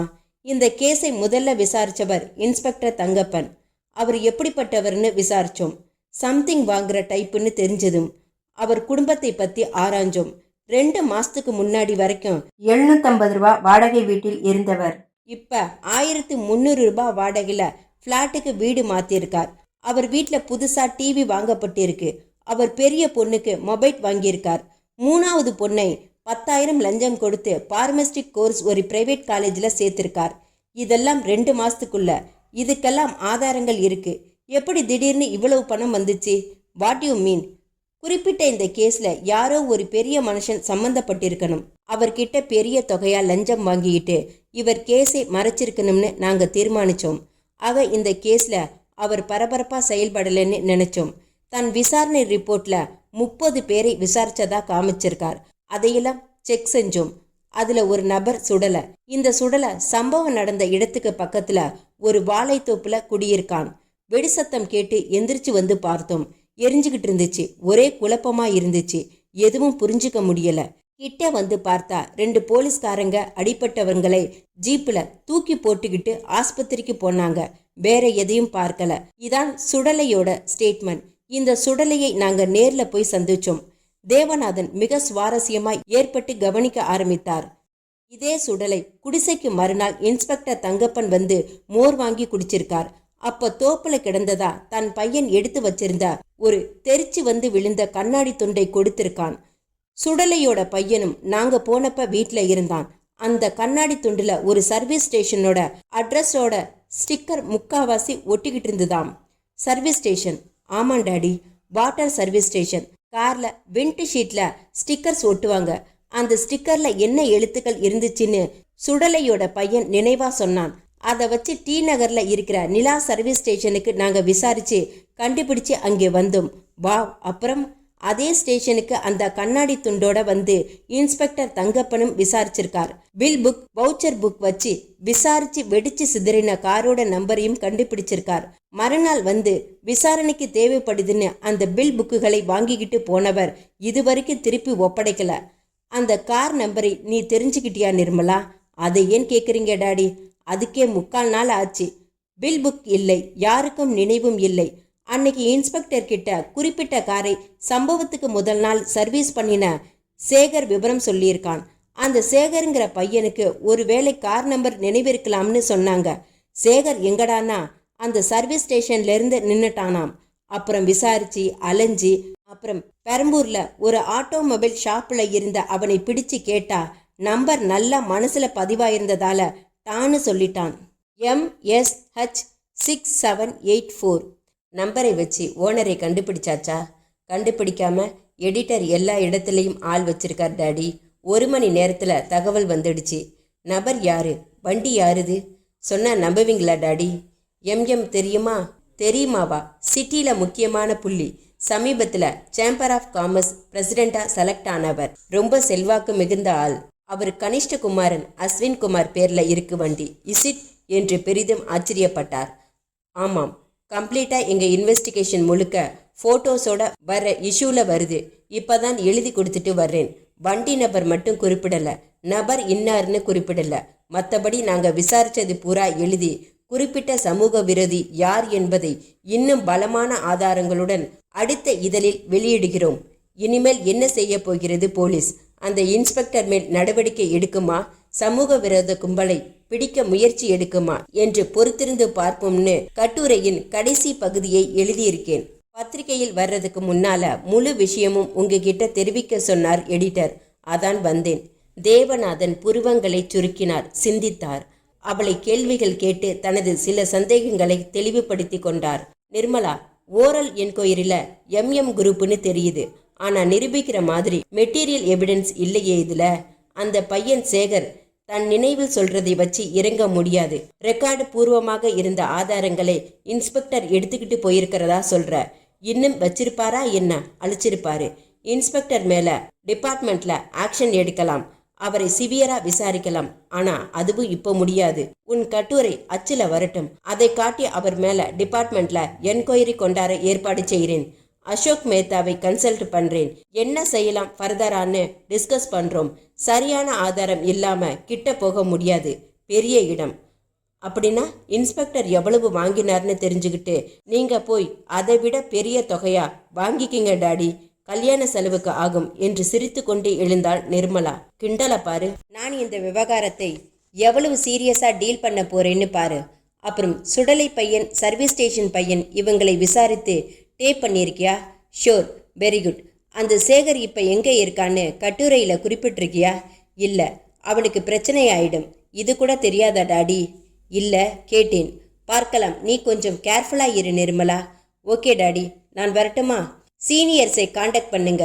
சாலிடா செய்யுங்க டாடி. அடுத்த இதழுக்கும் அடுத்த இதழில் நாங்கள் அவரை பற்றி எழுதுறதுக்குள்ள நீங்கள் செயல்பட்டு நடவடிக்கை எடுக்கிறீங்களான்னு பார்ப்போம். நிர்மலா வெளியே சென்றதும் டிஐஜி தேவநாதன் உடனடியாக CID ஆபீசர் அசோக் மேத்தாவை தொடர்பு கொள்ள அவரின் போன் நம்பரை புத்தகத்தில் தேட ஆரம்பித்தார். அத்தியாயம் 12. மறுநாளுக்கு மறுநாள் வெள்ளிக்கிழமை. நெருப்பு ரிலீஸ் ஆகும் நாள். காலை 5:30 மணிக்கு எல்லாம் சென்னை நகரில் இதழ் விற்பனை ஆரம்பமாயிற்று. இதழில் புலன் விசாரணை தலைப்பிட்டு உள் தலைப்பாக வெடித்த கார் யாருடையது என்ற தலைப்பில் கட்டுரை துவங்கியது. ஏற்கனவே வெடித்து சிதறிய காரின் முன்பு வெளிவந்த புகைப்படத்தை வெளியிட்டு முதலில் இந்த புதிய பகுதியை பற்றி என்று விளக்கம் வைத்துவிட்டு குறிப்பிட்ட 2 மாதங்களுக்கு முன்பு நிகழ்ந்த சம்பவத்தை சுருக்கமாக விவரித்துவிட்டு புதிய கண்டுபிடிப்புகளை விவரமாக எழுதியிருந்தாள் நிர்மலா. இன்ஸ்பெக்டர் தங்கப்பன் முன்பு குடியிருந்த வீட்டின் படம், இப்போது குடியிருக்கும் வீட்டின் படம், டெலிவிஷன் வாங்கிய பில், கல்லூரியில் நன்கொடை கொடுத்த ரசீதி, மொபைல் வாங்கிய பில் என்று எல்லாம் வெளியிடப்பட்டிருந்தது. என்ன பதில் சொல்ல போறீங்க இதுக்கு? பத்திரிகையின் பக்கத்தை மடக்கி எதிரில் அமைதியாக நின்று கொண்டிருந்த இன்ஸ்பெக்டர் தங்கப்பன் முன்னால் போட்டார் டிஐஜி தேவநாதன். நானும் படிச்சேன் சார் என்றார். படிக்காம எப்படி இருப்பீங்க? என்ன பதிலுன்னு தான் கேட்டேன். எல்லாமே மிகப்படுத்தப்பட்டிருக்கு. வேணும்னே என் மேல அபாண்டமா எழுதப்பட்டிருக்கு. நான் ஒரு லாயரை சந்திச்சுட்டு தான் வர்றேன். பத்திரிக்கை மேல மான நஷ்ட ஈடு வழக்கு போட்டுடலாம்னு சொன்னேன் சார். அது உங்க பர்சனல் முடிவா இருக்கலாம். இந்த கேஸ்ல தடயம் கண்டுபிடிச்சு குற்றவாளியை தப்ப விட்டுட்டதா எழுதப்பட்டிருக்கிறதே. கற்பனை செய்யறதுக்கு எல்லையே கிடையாது சார். இந்த பத்திரிகை வழக்கமாவே நம்ம டிபார்ட்மெண்ட்டை தாக்கி எழுதிட்டு இருக்காங்க. என்னை விசாரிக்க வந்த நிருபர்களுக்கு நான் சரியா ஒத்துழைப்பு தரல. கொஞ்சம் பத்திரிகை திட்டி பேசினேன், அதனால இப்படி எழுதிட்டாங்க. அப்படின்னா சுடலை உங்ககிட்ட கண்ணாடி துண்டு கொடுத்ததா சொல்லி இருக்கிறது? ஏதோ பணம் கொடுத்து செட்டப் செஞ்சிருக்காங்க சார். நிலா சர்வீஸ் ஸ்டேஷன் எங்கே இருக்கேன்னு எனக்கு தெரியாது. அங்கே நான் விசாரிச்சதா பில் புக்கு எடுத்துக்கிட்டு வந்ததா கூசாம பொய்யா எழுதியிருக்காங்க. நான் உண்மையான போலீஸ்காரன் சார். ஒரு பெரிய சதிக்கு தொடர்பான தடயம் கிடைச்சா அதை சும்மா விடுவனா சார்? நழுவலாவே பேசுறீங்க. டிவி வாங்கினது பொய்யா? எக்ஸ்கியூஸ் மீ சார், இது இன்கம் டேக்ஸ்காரன் கேட்க வேண்டிய கேள்வி. பில் பார்த்தீங்களா? என் ஒய்ஃப் பேரில் இருக்கு. வீட்டில் கிரைண்டர் இருக்கு. அதில் பக்கத்து வீடுகளுக்கு மாவு அரைச்சி சம்பாதிச்ச பணத்தில் ஆசையாக டிவி வாங்கினது தப்பா? வீட்டில் தையல் மிஷின் இருக்கு. பெரிய பொண்ணு அது தச்சு சம்பாதிச்சு மொபைல் வாங்கினா. கல்யாணத்துக்கு மாப்பிள்ளை பார்த்துக்கிட்டே இருக்கேன். முதல்ல இருந்த வீட்டில் வசதிகள் கம்மி. ஒரு நல்ல இடம் அமையணுங்கிறதுக்காக என் சக்தியை மீறி தற்காலிகமாக இந்த பெரிய வாடகையில் உள்ள ஃப்ளாட்டுக்கு குடி வந்திருக்கேன். டிஐஜி தேவநாதன் தன் ஆத்திரத்தை கட்டுப்படுத்தி கொண்டு அவரை பார்த்தார். யமகாதகன், பேச தெரிந்தவன், மெட்டீரியலாக எந்த தகவலும் இல்லாத தைரியத்தில் பேசுகிறான். ஆக எந்த வகையிலும் கடமையை புறக்கணிக்கல. பத்திரிகையில உள்ளதை வச்சு கேட்காதீங்க சார். வேற கடுப்புல கண்ணா பின்னான்னு எழுதியிருக்கான். நான் இதை விட போறதில்லை. நிச்சயமா கேஸ் போட போறேன். பத்திரிகை ஆபீஸுக்கு ஃபோன் செஞ்சு கோபமாவே சொல்லிட்டேன். தேவநாதன் சற்று அமைதியாக இருந்தார். அப்ப நான் போகலாமா சார்? போகலாம். இந்தாங்க உங்க சஸ்பென்ஷன் ஆர்டர், வாங்கிட்டு போங்க. டிபார்ட்மெண்ட் லெவல்ல உங்களை விசாரிக்க ஒரு கமிட்டி அப்பாயின்மெண்ட் பண்ணியிருக்காங்க. தகவல் வரும். என்கொயரி அட்டென்ட் செய்யுங்க என்று உத்தரவு காகிதத்தை தங்கப்பன் முன்னால் போட்டார் தேவநாதன். அத்தியாயம் 13. வீட்டின் படிகளில் இறங்கினாள் நிர்மலா. பாதி வழியில் நின்று நினைவு வந்தவளாக மறுபடியும் தன் அறைக்கு சென்று பேனா எடுத்து பைக்குள் போட்டு கொண்டாள். மீண்டும் இறங்கி வந்தாள். குளிர்பானம் குடித்து கொண்டு காத்திருந்தான் தினகர். போலாமா தினகர்? இல்ல, புரியாமத்தான் கேட்கிறேன். உன்னோட ஃப்ரெண்ட்ஸுக்கு பத்திரிகை கொடுக்க போறதுக்கு நானும் கூட வர்றது நல்லா இருக்கா நம்மி? ஏன் வந்தா என்னவாம்? உனக்கு தெரியாம அப்படி யார் இருக்காங்க என் ஃப்ரெண்ட்ஸ்? உனக்கு எல்லாரும் அறிமுகமானவங்க தானே. நீயே இன்வைட் பண்ண மாதிரி இருக்குமில்ல. சரி, வந்து தொலைக்கிறேன் என்று எழுந்தான். இன்னைக்கு ஆஃபீஸ்க்கு லீவு தானே நீனு? கை கொடு தினகர், நீ சொன்னதும் தான் நினைவு வருது. ஃபோன் செஞ்சு லீவு சொல்லணும்னு இருந்தேன். நிர்மலா ஃபோன் எடுத்து தன் அலுவலக எண்கள் சுழற்றினாள். எடிட்டரிடம் பேசினாள்.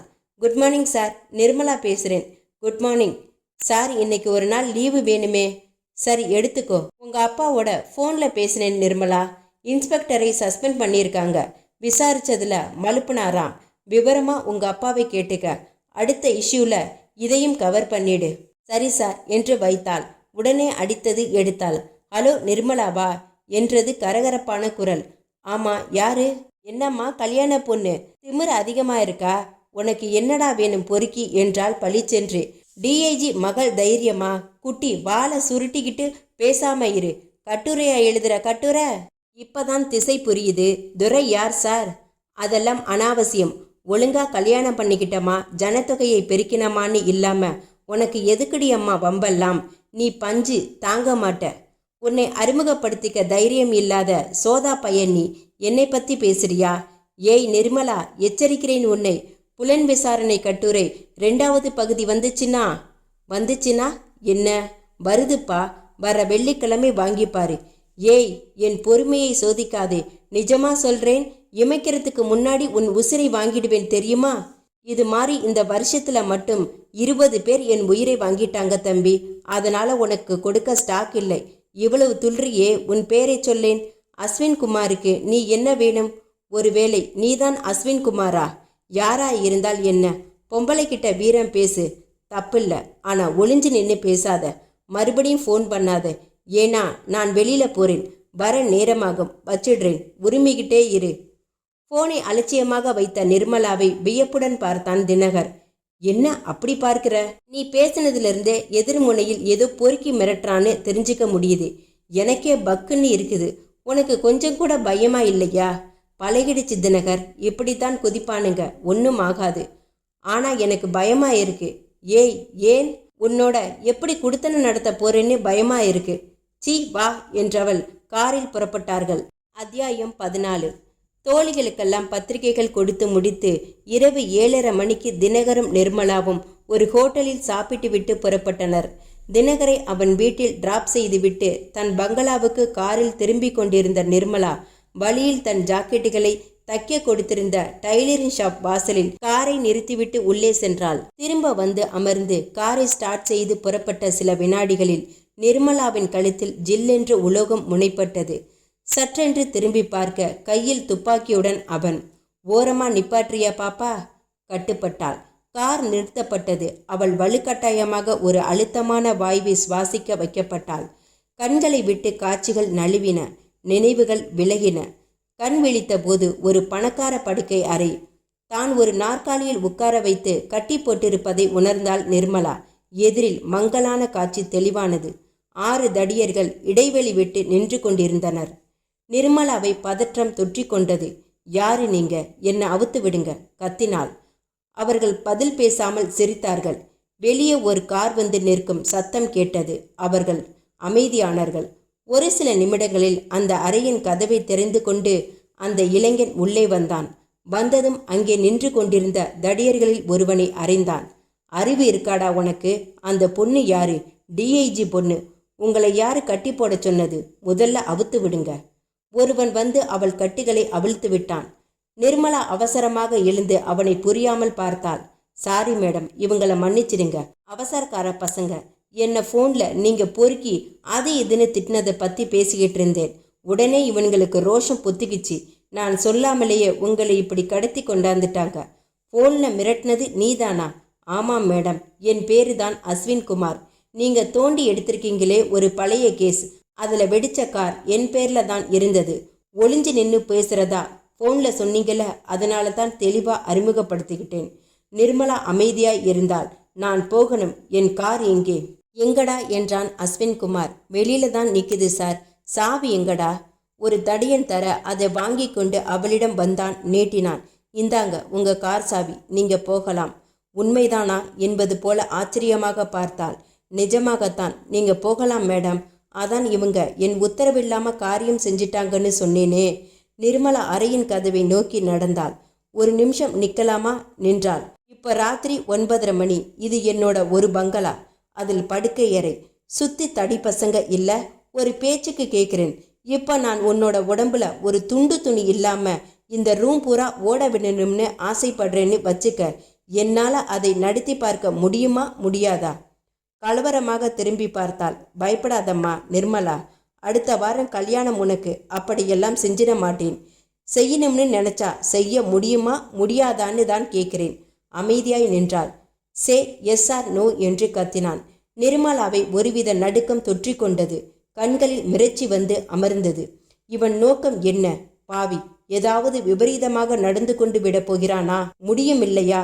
இன்னொரு கேள்வி பாரு, வசதியா கட்டில் இருக்கு. என்ன கத்தினாலும் உதவிக்கு யாரும் வராத சூழ்நிலை. இப்போ நான் உன்னை அனுபவிக்கணும்னு நினைக்கிறேன்னு வையே, அது கூட சுலபமா சாதிக்க முடியுமா இல்லையா? அவளை நெருங்கி வந்தான். ப்ளீஸ் என்னை போக விடுங்க. நான் தான் போகலாம்னு சொல்லிட்டேனே. என் கேள்விகள் 2க்கு பதிலை மட்டும் சொல்லிட்டு போய்கிட்டே இருக்கலாம் நிர்மலா. என்னால் முடியுமா முடியாதா? அப்படி ஒரு சூழ்நிலை வந்தால் என் பிணத்தை தான் நீ தொட முடியும் என்றாள். டிபிக்கல் சினிமா டயலாக் இது. அதுக்கு அவசியமே இல்லை நிர்மலா. உன்னை மயக்கப்படுத்தி தானே கடத்திக்கிட்டு வந்தாங்க. அதே மாதிரி மயக்கப்படுத்தி அனுபவிக்கலாமே. சாரி, ஒரு கன்னி பொண்ணுகிட்ட அசிங்கமா பேசுறேன்ல. நிர்மலா, நிஜமா சொல்றேன், நீ போகலாம். நிஜமா நான் உன்னை எதுவும் செய்ய போறதில்லை இப்போ. ஆனா என்னால செய்ய முடியும்னு நீயும் உன் அப்பாவும் உணர்ந்தா போதும். இதை மனசுல வச்சுக்கிட்டு தொடர்ந்து கட்டுரை எழுதுறத பத்தி முடிவு செய். உங்க அப்பா கிட்டையும் சொல்லு. என் ஆளுங்க மறுபடி ரோஷப்பட்டுட வைக்காதே. அப்படி பட்டுட்டாங்கன்னா இப்போ இதே மாதிரி கேள்வி கேட்டுக்கிட்டு நிற்க மாட்டேன், போ.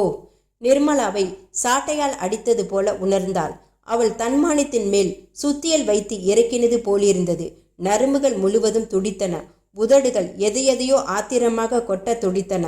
பொங்கி வந்த குமரலுடன் கூடிய அழுகையை கட்டுப்படுத்தி கொண்டு அரைக்கதவை திறந்து கொண்டு வெளியே வந்தாள். ஹால் இருந்தது, கடந்தாள்.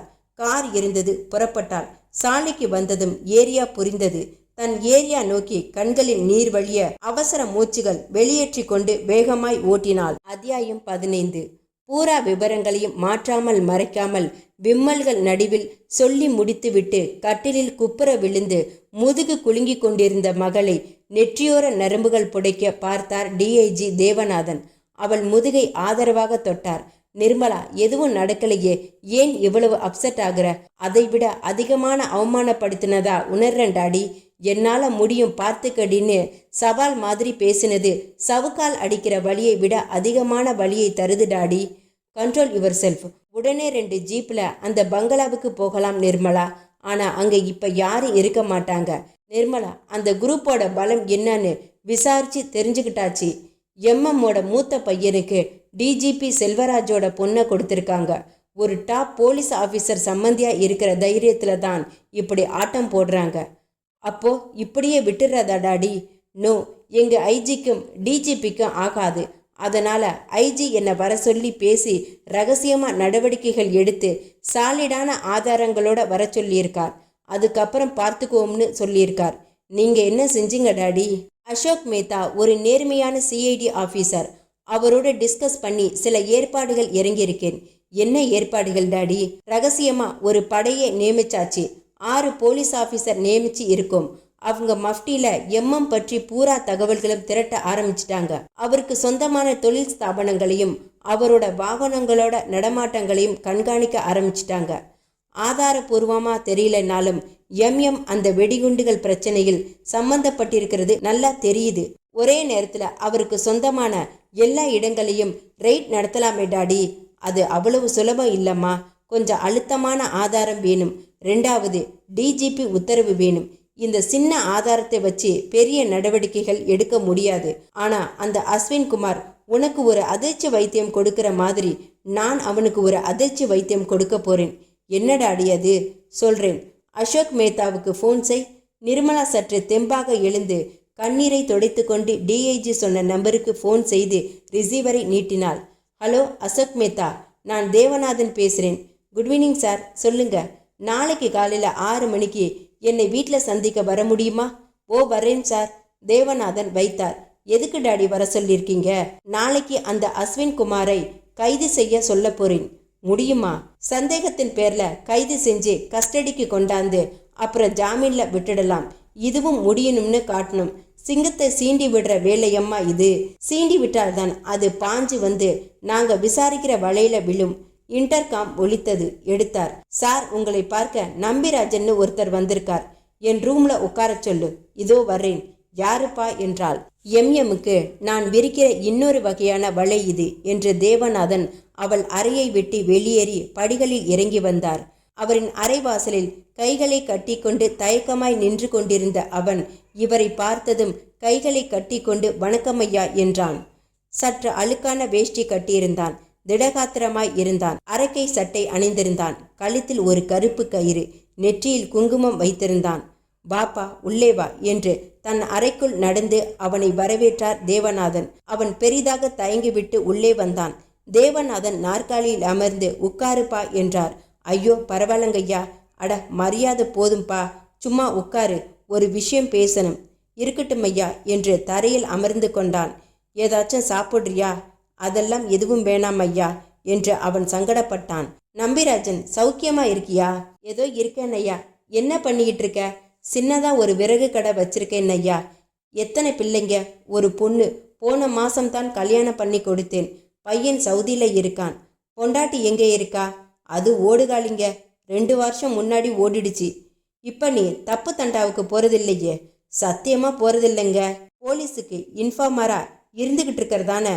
ஆமாங்கய்யா. பழைய சாவகாசம் நிறைய தெரியும். அப்பப்ப பார்க்கறது உண்டு. அதனால ஏதாச்சும் காத்து வாக்குற செய்தி வந்தா ஃபோன் பண்ணி சொல்லிக்கிட்டு இருக்கேன். என் மேல உனக்கு மரியாதை இருக்குதுல்ல? என்னையா இப்படி கேட்டுட்டீங்க? என் உசிரை காப்பாத்திருக்கீங்க. உருப்படாம போக இருந்தவனை உட்காத்தி வச்சு அறிவுரை சொல்லி ஒரு மனுஷனா ஆக்கியிருக்கீங்க. உங்களுக்காக உயிரையே கொடுப்பேன் ஐயா. அதெல்லாம் தர வேணாம். நாட்டோட நன்மைக்காக ஒரு உதவி செய்வியா? என்ன செய்யணும்னு சொல்லுங்க ஐயா. நீங்க சொல்ல நான் மாட்டேன்னு சொல்வேனா? கேள்வியே கேட்க வேண்டியதில்லை. இதை செய்யடா நாயேன்னு உரிமையோட உத்தரவே போடலாம். சொல்றேன் என்று ஆரம்பித்தார் தேவநாதன். அத்தியாயம் 16. மறுநாள் காலை மணி 8. அசோக் மேத்தா போலீஸ் ஜீப்பில் எம் பங்களாவுக்கு வந்தார்.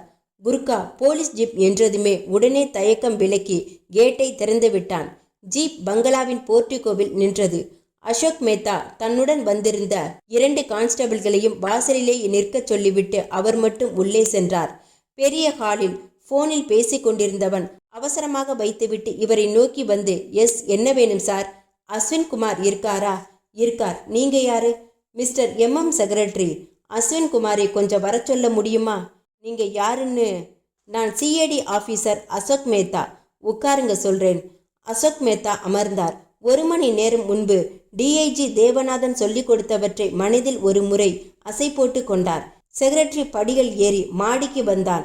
அஸ்வின் குமாரின் அறைக்கதவை தட்டினான். உள்ளே தன் தந்தையுடன் பேசிக் கொண்டிருந்த அஸ்வின் பேச்சு தடைபட்டது. சற்று கோபமாகவே இருந்தார். கதவு தட்டல் அவரின் ஆவேச பேச்சை தடை செய்யவில்லை. சின்ன பையன்கிறது சரியா போச்சு. பொம்பளை கிட்ட என்ன விளையாட்டு? நீ அப்படி நடந்திருக்க கூடாது. என்னை ஒரு வார்த்தை கேட்டியா? அவ போன்ல எப்படி பேசினான்னு உங்களுக்கு தெரியாது டாடி என்றான் அஸ்வின் லேசான முறைப்புடன். அவ அப்படித்தான் பேசுவா. அதுக்காக கடத்திக்கிட்டு வந்ததுனால, உன்னால எதுவும் செய்ய முடியும்னு காட்டிக்கிட்டதால உன் தன்மானத்துக்கு கிரீடம் வச்சுக்கிட்ட, அதுதானே? ஆமாம். அவ திமிர மட்டும் தட்டினேன். அதே சமயம் நான் எதுவும் தப்பா நடந்துக்கலையே. போடா பைத்தியக்காரா. அவங்களுக்கு கொஞ்சம் நஞ்சம் இருந்த சந்தேகமும் போயிருக்கும். எங்க அப்பன் குதிரைக்குள்ள இல்லைன்னு சொல்லிட்ட. சரியான ஆதாரம் இல்லாம என்ன டாடி செய்ய முடியும்? ஆஃப்டரால் ஒரு பத்திரிகைக்காரி, ஆஃப்டரால் ஒரு டிஐஜி. அவருக்கு தாத்தா டிஜிபியே நம்ம கையில இருக்கிறப்ப என்ன நடந்திடும்? இந்த திமிர் வேணாம் அஸ்வின், வேணவே வேண்டாம். எனக்கு நல்லதா படல. எப்போ பத்திரிகையில கட்டுரை வந்துச்சோ உடனே நான் எல்லா விதமான நடவடிக்கைகளையும் நிறுத்த சொல்லிட்டேன். 15 நாளைக்கு வாளை சுருட்டிக்கிட்டாகணும். போலீஸ்காரங்களை பத்தி உன்னை விட அதிகமா தெரியும் எனக்கு. மீண்டும் கதவு தட்டப்பட்டது. என்னன்னு பாரு.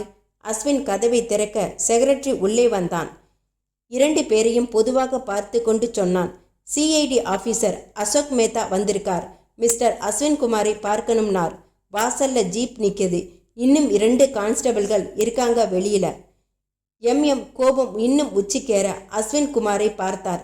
வந்துடுச்சு பிரச்சனை. வரட்டும் டாடி. என்ன இப்போ? நீ இரு அஸ்வின், நான் போய் பேசி என்னன்னு தெரிஞ்சுக்கிறேன். வேணாம் டாடி, நீங்க கீழேயே வர வேணாம். நீங்க இங்கே இருங்க, நானே போறேன். அவசியப்பட்டா நீங்க வாங்க. அஸ்வின் குமார் ட்ரெஸ்ஸிங் மேஜை கண்ணாடியில் தன் முகத்தை ஒரு முறை பார்த்து கொண்டு கம்பீரமாக அறையை விட்டு வெளியேறி புன்னகை இதழ்களுடன் படிகளில் இறங்கினான். வாங்க சார், வணக்கம் என்று கை கூப்பியவாறு வந்து அசோக் மேத்தாவின் எதிர் நாற்காலியில் அமர்ந்தான். செக்ரட்டரி சொன்னார், என்ன விஷயம்? இருங்க, முதல்ல என்ன சாப்பிட்றீங்க? No thanks. சொல்லுங்க, இந்த வார நெருப்பு புத்தகம் பார்த்தீங்களா? சாரி, நான் தமிழ் மேகசின்ஸ் எதுவுமே பார்க்கறதில்லையே. பரவாயில்ல, அதான் கொண்டாந்திருக்கேன். உங்களுக்கு தமிழ் படிக்க தெரியும் இல்லையா? அசோக் மேத்தா புத்தகம் எடுத்து புலன் விசாரணை கட்டுரை வெளியான பக்கத்தை புரட்டி, டேக் யுவர் ஓன் டைம், இந்த கட்டுரையை முழுக்க வாசிச்சிடுங்க என்று தந்தார். அஸ்வின் அப்போதுதான் அதை பார்ப்பவன் போல பாவனை எல்லாம் செய்து கொண்டு நிதானமாக படித்து முடித்துவிட்டு, படிச்சிட்டேன், என்ன இதில் என்றான். அந்த குறிப்பிட்ட வெடிச்ச காரோட நம்பர் என்னன்னு, அந்த காருக்கு சொந்தக்காரர் யாருங்கிறதும் அடுத்த இதழில் போடுறோம்னு இதில் போட்டிருக்கு இல்லையா? எஸ். நாங்கள் பத்திரிக்கை ஆஃபீஸை தொடர்பு கொண்டு அந்த நம்பரை கேட்டு வாங்கணும். அந்த காரோட நம்பர் என்ன தெரியுமா? என்ன? MSH 6784. அட, இது என்னோட அம்பாசிடர் வண்டியாச்சே. Are you joking? Ashok Mehta அதிர்ந்து போய் பின்பு சமாளித்து கொண்டார். இதுல ஜோக் என்ன இருக்கு? அந்த கார் உங்களுடையதுன்னு ஒத்துக்கிறீங்க தானே? ஷோர், என் கார் தான். அது வாங்கி 4 வருஷம் ஆச்சு. அப்போ வெடிச்சிட்டது உங்க கார் தான்னு ஒத்துக்கிறீங்க தானே? நான்சென்ஸ், வெடிச்ச கார் என்னதா? இப்போ ஒத்துக்கிட்டீங்களே. MSH 6784 என் கார் தான். என்கிட்ட RC புக் கூட இருக்கு. அதை யார் மறுக்க முடியும்? ஆனா என் கார் தான் வெடிச்சதுன்னு சொல்றீங்களே, ஃபன்னி. மிஸ்டர் அஸ்வின் குமார், பொறுமையை சீண்டி பார்க்காதீங்க. அப்படின்னா எங்கே உங்க கார்? MSH 6784 தானே கேட்குறீங்க? ஆமாம், இப்போதான் பெட்ரோல் போட போயிருக்கு. பொய்? ஏன் சார் நான் பொய் சொல்லணும்? விஜயன் என்று சற்று தள்ளி நின்ற செக்ரட்டரியை அழைத்தான் அஸ்வின். எஸ் சார், 6784 பெட்ரோல் போட்டுட்டு வந்துடுச்சான்னு பாருங்க. விஜயன் கொஞ்சம் தடுமாறி விட்டு பிறகு புரிந்து கொண்டு, வந்துடுச்சு சார், கேரேஜில் இருக்கு என்றான். அசோக் மேத்தா எழுந்து கொண்டார். வாங்க, கேரேஜை திறந்து காமிங்க. ஷோர். அஸ்வின்குமார், விஜயன் இருவரும் முன்னால் நடக்க அசோக் மேத்தா உள்ளுக்குள் எழுந்த வினாக்களுக்கு விடை புரியாமல் தொடர்ந்தார். என்ன இவன் எப்படி காரை காட்ட முடியும்? மூவரின் போர்ட்டிகோவிற்கு வந்ததும் அங்கே காத்திருந்த 3 டிரைவர்களில் ஒருவரை அழைத்து கேரேஜிலிருந்து 6784 எடுத்துட்டு வா என்றான் அஸ்வின். 2வது நிமிடம் அவர்கள் முன் வந்து நின்றது நீல அம்பாசிடர் MSH 6784. அதற்குள் விஜயனை உள்ளே அனுப்பி எடுத்து வர சொன்ன RC புத்தகத்தை நீட்டினான் அஸ்வின். பார்த்துக்கலாம், என்ஜின் நம்பர், சேசஸ் நம்பர் எல்லாம் செக்கப் செஞ்சுக்கலாம் என்றான். அசோக் மேத்தாவால் நம்பவே முடியவில்லை. எல்லாவற்றையும் செக்கப் செய்து சோர்ந்து போன முகத்துடன் திரும்பினார். Are you satisfied sir? வேற ஏதாவது கேள்விகள் இருக்கா? நான் கொஞ்சம் வெளியில புறப்படணும், போகலாமா? என்ன பதில் சொல்வது என்று புரியாமல் நின்ற அசோக் மேத்தா, நான் வர்றேன், அவசியப்பட்டா மறுபடியும் வருவேன் என்று தன் ஜீப்பில் ஏறிக்கொள்ள, வெல்கம் சார் என்று புன்னகைத்துவிட்டு உள்ளே வந்தான் அஸ்வின். ஜீப் புறப்பட்டு சென்றதும் இறங்கி வந்ததும் அஸ்வின் விவரங்களை சொல்ல அவன் தோளில் தட்டினார் பெருமிதமாக. பரவாயில்லடா, என்னையே மிச்சிட்ட. ஆமாம் டாடி, யோசிச்சு பார்த்தேன். எரிஞ்ச கார் நம்மதுன்னு இல்லைன்னு தெரிஞ்சிட்டா என்னான்னு நினைச்சேன். நல்ல வேலையா RC புக் தனியா இருந்துச்சு. வேற ஒரு கார் வாங்கி புதுசா கலர் அடிச்சேன். நம்ம ஸ்டீல் இண்டஸ்ட்ரிக்கு கொண்டுட்டு போனேன். RC புக்கில் உள்ளபடி என்ஜின் நம்பர் மாத்தினேன். சாமர்த்தியமா, தட்ஸ் ஆல். இந்த தில்லில தான் அந்த பொண்ணுக்கிட்ட விளையாடி பார்த்தியா? ஆனாலும் விளையாட்டு போதும், ஓகே? எதுக்கும் எச்சரிக்கையாகவே செயல்படணும் இனிமே, தெரிஞ்சுதா? சரி டாடி என்றான் அஸ்வின்குமார். அத்தியாயம் 17. விக்டரும் பாலுவும் பைக்கை நிறுத்தினார்கள். அந்த பிராந்தி ஷாப்புக்கு நடந்தார்கள். கடையின் சைடு பகுதியில் மரப்படிகள் இருந்தன. அதில் ஏறினார்கள். மேலே வரிசையாக ஜாலி போர்டால் பிரிக்கப்பட்டு 3 அறைகள், ஒவ்வொன்றிலும் மேஜை, நாற்காலிகள். ஒரு தடுப்பறைக்குள் சென்று அமர்ந்து அங்கிருந்த காலிங் பெல்லின் பித்தானை அழுத்தியதும் டவுசர் போட்ட பையன் வந்தான். என்னடா ஸ்பெஷல் ஐட்டம் இருக்கு முத்து கடையில? சிக்கன் 69 ரெடியா இருக்கு. தங்களுக்கு தேவையான NV ஐட்டங்களை முழுக்க சொல்லி பிறகு மது வகைக்கு ஆர்டர் சொல்லி 2 100 ரூபாய் நோட்டுகளை எடுத்து தந்து குயிக் என்றான் விக்டர். 10 நிமிடத்தில் அவன் கேட்ட அத்தனை ஐட்டங்களும் கொண்டு வந்து மேஜைக்கு மேல் பரப்பப்பட்டன. இருவரும் கிளாஸில் ஊற்றி குடித்துவிட்டு சாப்பிட்டு கொண்டே மீண்டும் குடித்து நேற்று பார்த்த சினிமாவில் வந்த நடிகையின் அங்கங்களை பற்றி போதையாக பேச ஆரம்பித்த போது, யாரது, விக்டரா அது என்று பக்கத்து தடுப்பில் இருந்து ஒரு போதை குரல் அமர்த்தலாக கேட்டது. ஆமாம், அது யாரு என் பேரை சொல்லி கேட்கிறது? சில வினாடிகள் இவர்களின் அறையின் அறை கதவுகளை தள்ளிக்கொண்டு லேசான ஆட்டத்துடன் உள்ளே வந்தான் நம்பிராஜன். அடடே, நம்பிராஜனா, வாயா தோஸ்து, பார்த்து பல மாசாச்சு, உட்காரு, ஊத்திக்கிறியா என்றான் விக்டர். மற்றொரு நாற்காலியில் அமர்ந்தான் நம்பிராஜன். விக்டரே, நல்லா இருக்கியா? எத்தனை மாசமானா என்ன, பழக்கம் மறந்துடுமா என்ன? பாத்தியா, குரலை வச்சே கண்டுபிடிச்சிட்டேன். ஊத்து மச்சான். 2 கிளாஸ் ஊற்றி குடித்தான் நம்பிராஜன். பையன் வர அவனுக்கு புதிதாக ஆர்டர் சொல்லப்பட்டது. என்னையா பண்ணிட்டு இருக்க நீனே என்றான் விக்டர். போயா, கேட்காத, வைத்தறிச்சல் என்றான் நம்பிராஜன் அலுப்பாக. அட சொல்லேன் என்றான் விக்டர். பையன் சவுதி போயிட்டான், பொண்ணை கட்டி கொடுத்துட்டேன். அப்புறம் என்ன, நீயும் உன் பொண்டாட்டியும் மட்டும் ஜாலியாக இருக்கீங்களாகும். கேட்காதேன்னு சொன்னேன்ல, அவ ஓடி போயிட்டாப்பா. தனியாளா சின்னதா விறகு கடை வச்சிருக்கேன். ஒன்றும் சரியா இல்லை, மூட போறேன். மூடிட்டு என்ன செய்ய போற? ஏதாச்சும் கோல்மால் தான். பழையபடிக்கு ஏதாச்சும் குரூப்ல விழுந்துட வேண்டியதுதான். நீ என்ன மச்சான் பண்ற இப்ப? கொஞ்சம் சுகமா இருக்கேன் ஐயா. கொஞ்சம் பெரிய கையில ஓட்டிக்கிட்டு இருக்கேன். ஆனா டேஞ்சரான வேலை. சமீபத்தில் ஒரு பிரச்சனை. அதுக்கப்புறம் கொஞ்ச நாளா கமுக்கமா இருக்கும். கடத்தலா? இல்ல, இது வேற. நூட்டு மாத்திரதா? இல்லப்பா, வேற. அப்புறம் சொல்றேன். ஏண்டா கண்ணா, என்னையும் சேர்த்து போட்டுக்கையேன். தனிக்கட்டை பழகின தோஷத்துக்கு உதவி செய்யேன். விறகு வெட்ட முடியலப்பா. அப்படின்ற என்ற விக்டர் யோசித்தான். பாலுவை பார்த்தான். என்னப்பா பாலு, சின்னையா கிட்ட அழைச்சிட்டு போலாமா? எனக்கு இவரை தெரியாதப்பா. உனக்குத்தான் பழக்கம். சரியா வருமான்னு நீதான் முடிவு செய்யணும் என்றான் பாலு. பக்காவான ஆளு, என் பழைய தோஸ்து.